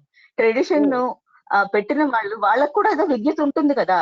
ఈ మానవాళికిలో రకరకాల మనుషులు ఉన్నారు. ఆ విజ్ఞతతో మనకి ఏంటి? భక్తి శూన్యమైన విజ్ఞత ఎందుకు మనకి? ఇప్పుడు నీకు నీ బుర్ర పెట్టి ఆలోచించు. భక్తి శూన్యమైన విజ్ఞత అవసరమా? ఏవి పట్టుకోవాలో మనకు మాత్రం వివేకం లేదా? అవా పట్టుకు వెళ్ళాడాలి మనం. ఏ విజ్ఞత ఉంది? ఒకటి పిల్లిని కట్టేశాడు తండ్రి, పిల్లి డిస్టర్బెన్స్ గా ఉందని. అదేదో విజ్ఞత ఉందనే నీలా ఆలోచించే కొడుకు మళ్ళీ పిల్లిని కొని తెచ్చి కట్టాడు. పిల్లి డిస్టర్బ్ చేస్తోందని కట్టాడు మొదటివాడు. పిల్లిని కట్టాలి ఏదో ఉంది కాబోలందుకుని కొని తెచ్చి కట్టాడు మరొకడు. ఇలాగే ఉంటాయి. ఆ ఎగ్జాంపుల్ ఇందులో రాదు. ఇదేమిటి అంటే ఒక డిఫరెంట్ లెవెల్ ఆఫ్ పీపుల్ కోసం డిఫరెంట్వి ఎప్పుడో మునులు ఎవరు పెట్టారో అది పెట్టింది ఇది. అందులోనూ జ్ఞానులైన వాళ్ళు వదిలేసేసి పతంజలి లాగా పువ్వులు చేయడం అది వదిలేసేసి ముందుకు సాగిపోవచ్చు. అంతేకాని పెట్టిన వాళ్ళు అది అవసరమా? భక్తి లేని పూజలు అవసరమా? అటువంటి వస్తువులు ఆయనకు అర్పించడం ముఖ్యమా? ఎవడు పెట్టినా మనకెందుకు? దానికి అది మంచో కాదో అనే వివేకం మన దగ్గర లేదా? వివేకం అందరికీ ఉంటది కదా, అది దాన్ని మొదలెట్టించాలి కదా. సంగతి వదిలే. ఎప్పుడు కూడా ఆధ్యాత్మిక నాతో కావాలి. పిల్లలు ఇప్పుడు ఒక పాతలో సగం దూరం వచ్చిన వాళ్ళ సంగతి వేరు. ఇప్పుడు మొదలెట్టింది అంటే వాళ్ళని మనం నిందించడంలో పాయింట్ ఏంటి? ఎవరో ఏదో విజ్ఞతతో పెట్టారు, కానీ దాన్ని మనం మిస్యూజ్ చేస్తున్నప్పుడల్లా మనం మళ్ళీ చెప్తూ ఉండాలి, అది కాదు, ఇది ఒక లెవెల్ దాటిన తర్వాత నువ్వేమో అవన్నీ వదిలేసేసి అన్ని తెలుసున్నటువంటి జ్ఞానులే చెప్తున్నారు. ఎందుకంటే అది అర్థం లేని విషయాలు, మనుషులు అదే పట్టుకుంటున్నారు, అక్కడి నుంచి బయటికి రావటం లేదు. వాళ్ళని ఉద్ధరించడానికి కంపాషన్ తో చెప్పారు కానీ విమర్శించడానికి కాదు. అక్కడ మీరు ఎప్పుడు ఈ లెవెల్లో ఉండిపోకండి, మీరు రావాల్సింది ఉన్నత స్థాయి, ఈ పువ్వులు పెట్టడం కాదు, మీ ఆత్మస్థితిని తెలుసుకోండి అనే సంగతి చెప్తున్నారు. వాళ్ళ అనంతమైనటువంటి కారుణ్యంతో గాని ఆ కారుణ్య మూర్తులకి విమర్శ ఉండదు. అక్కడ మనకుంటొచ్చు సగం జ్ఞానంతో ఉంటే, వాళ్ళు ఈ మానవాళ్ళంతా పతనం అయిపోతున్నారనే కారుణ్యంతో లేవనెత్తుతున్నారు. అలా లేవనెత్తే వాళ్ళ అవసరం కూడా.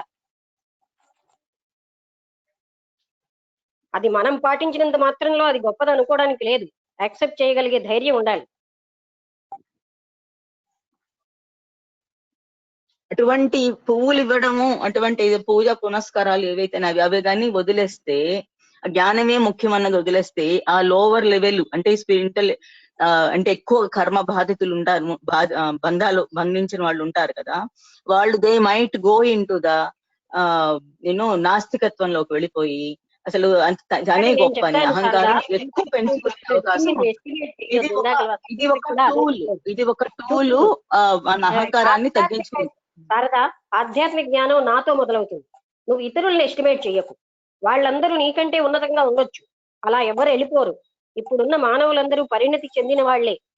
పరిణతి లేని స్థితి ఒకప్పుడు ఎప్పుడో కొన్ని వేల సంవత్సరాల కింద మానవుల కంటే ఈ మానవులు పరిణామం చెందారు. పరిణతి చెంది ఉన్న వాళ్ళు అలా ఉంటారని నువ్వు ఊహించకు. What you are, that is world. అందుకని ఆధ్యాత్మికతలో ఇతరులను ఎస్టిమేట్ చేయకూడదు. ప్రతి ఒక్కరికి ఇప్పుడు అందరికీ అర్థమవుతోంది ఇవి ఏమీ మీనింగ్లెస్ పనులని. చాలా వరకు ఇప్పుడు చిన్నవాళ్ళు, మన టీనేజర్స్, వాళ్ళందరికీ ఇప్పుడు తెలుస్తోంది మీనింగ్ఫుల్ పనులు చెయ్యాలి అంటే. పరిణతి చెంది పుడుతున్నారు. తర్వాత ఇది మీనింగ్లెస్ వర్క్ కాదా, భావం లేని విధంగా అనిపిస్తే?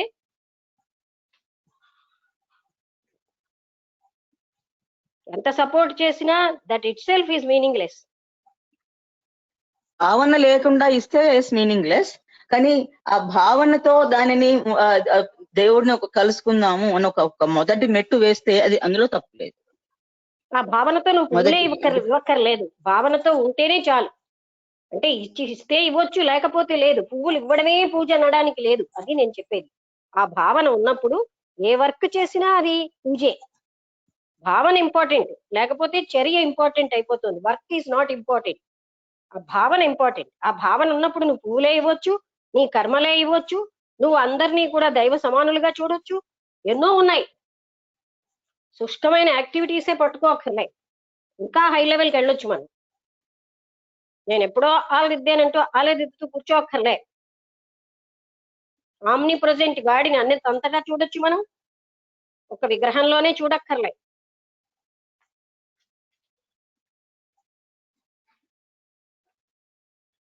అందుకని ఈ ప్రక్రియలన్నీ మధ్యలో ఎవరో పెట్టారు అని తత్వ విధానంద గారు చాలా సార్లు చెప్పారంటే, ఆయన నాకంటే శాస్త్రాలన్నీ చదివారు. తర్వాత ఆయన అంటే హీఈస్ రిప్రజెంటింగ్ వన్ కమ్యూనిటీ, అంటే అతను వాళ్ళ యొక్క దయానంద సరస్వతి గారి శిష్యులు అనమాట. అతను ఏమిటంటే ఎందరో పీఠాధిపతులు వచ్చారు, అంటే వాళ్ళ అస్తిత్వం పోతుందని ఆయన వాళ్ళందరికీ చెప్పారు. శాస్త్రంలో ఉన్న విషయం నేను చెప్తున్నాను, శాస్త్రానికి విరుద్ధంగా చెప్తే మీరు ఖండించండి అన్న. ఎవ్వరూ ఖండించలేకపోయారు, శాస్త్రంలో ఎక్కడా లేదు ఇలాంటి. ఒకసారి ఒక పూజారి ఆయన ఒక కోవిల్లో చెప్తూ ఉంటే, వెళ్ళిపో నువ్వు ఇక్కడ ఉంటే నాకు ఎవరు రారు అని పంపించేశారు. అంటే ఆయన రావడం మానేశారు. వాళ్ళకేంటి?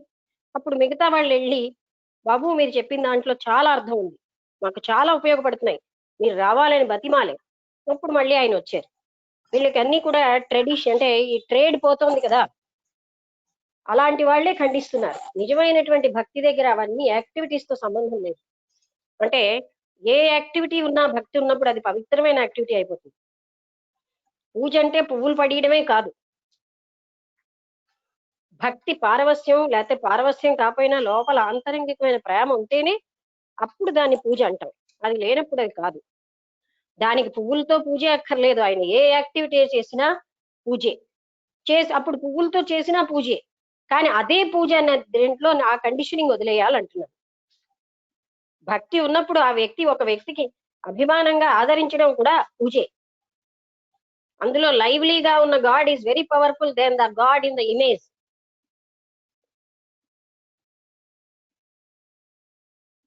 కాన్సెప్ట్స్ మార్చుకోవాలి మనం.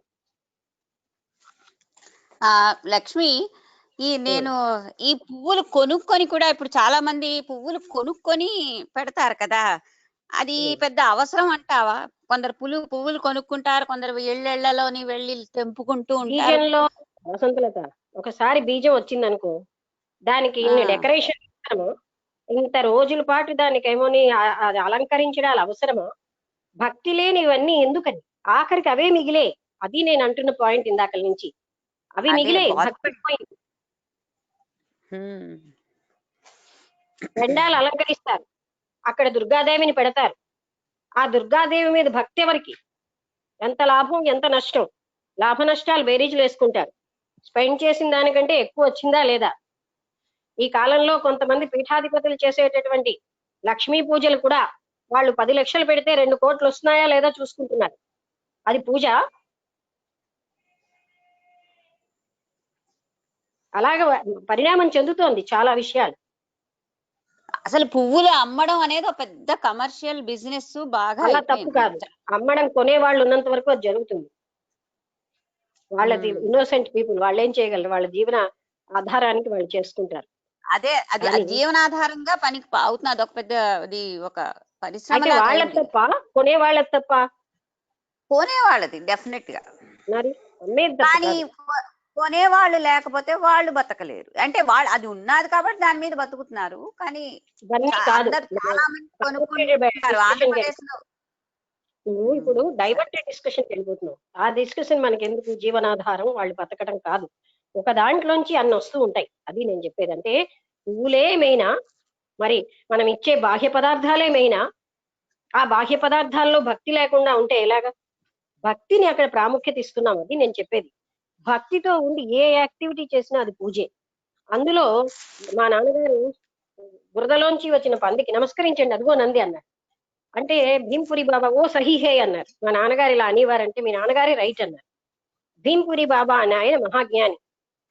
ఎందుకంటే ఆ విగ్రహంలో ఉన్న నందికి నమస్కరించిన కంటే బురదలో ఉన్న పంది, లైవ్లీలో ఉన్న పందికి నమస్కరించడం గొప్పదే. అలాగే మనం సజ్జన సాంగత్యం 10 కోవిళ్లు చూడడం కంటే మంచిది. సత్పురుషులతో కలవడం 1000 కోవిళ్లు చూసిన కంటే ఫలితం ఇస్తుంది. దానికి శంకరాచార్యుల వారు కూడా నిన్ను పరిమితం చేసి నేను మందిరాల్లో చూడడానికి వచ్చాను, నన్ను క్షమించని అడుగుతాడు. అలాగే నిన్ను పరిమితం చేసి నీకై స్తోత్రాలు రాశాను, నన్ను క్షమించని అడిగాడు. అపరిమితమైన వాడు నిన్ను, అనంత స్వరూపుడైన నిన్ను పరిమితం చేశాను, ఇది నేను చేసిన పాపం, నన్ను క్షమించని అడుగుతాడు.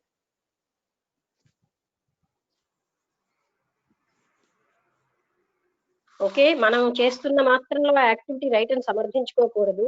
ఆ యాక్టివిటీ ఎంతవరకు అనేది మనం జాగ్రత్తగా చూసుకోవాలి. How far that is good. ఆఖరికి ఎలాగైపోయింది యాక్టివిటీలు మిగిలి, ఆ నాయనారుల యొక్క భక్తి లేకుండా యాక్టివిటీలు వచ్చినట్టుగా ఇప్పుడు కూడా అవే మిగిలే. పూజలు చేసిన వాళ్ళు ఆస్తికులు అనుకోకూడదు. వాళ్ళకి భక్తి లేని పూజలు నాస్తికత్వమే కదా. సెల్ఫ్ ఎగ్జార్షన్ అంటే తాను ఎక్కువ, తాను లాభాలు పొందాలి, సెల్ఫ్ సెంటర్డ్ యాక్టివిటీస్ అయిపోయాయి పూజలు. అంటే అక్కడ తప్పేమిటంటే భగవంతుడి పేరున స్వార్థకర్మలు చేయమని ఎక్కడా చెప్పలేదు.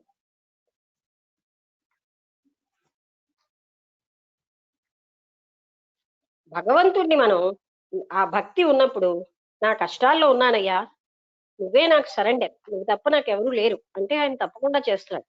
కానీ ఆ భావన లేకపోతే యాక్టివిటీసే, పనులే ముఖ్యమా? అది నేను అన్నది. అది ఎన్ని చోట్ల భాగవతంలో కూడా ఎన్నో రూపాలుగా చెప్పాడు. భక్తి లేనిపోతే నేను పలకలేను అంటూ. నువ్వు ఎప్పుడైతే టోటల్ సరెండర్కి వచ్చావో అప్పుడే నేను పలకాను అంటాడు. ఓకే, చాలా సమయం అయిపోయింది. అందరికీ నమస్కారం. ముగించే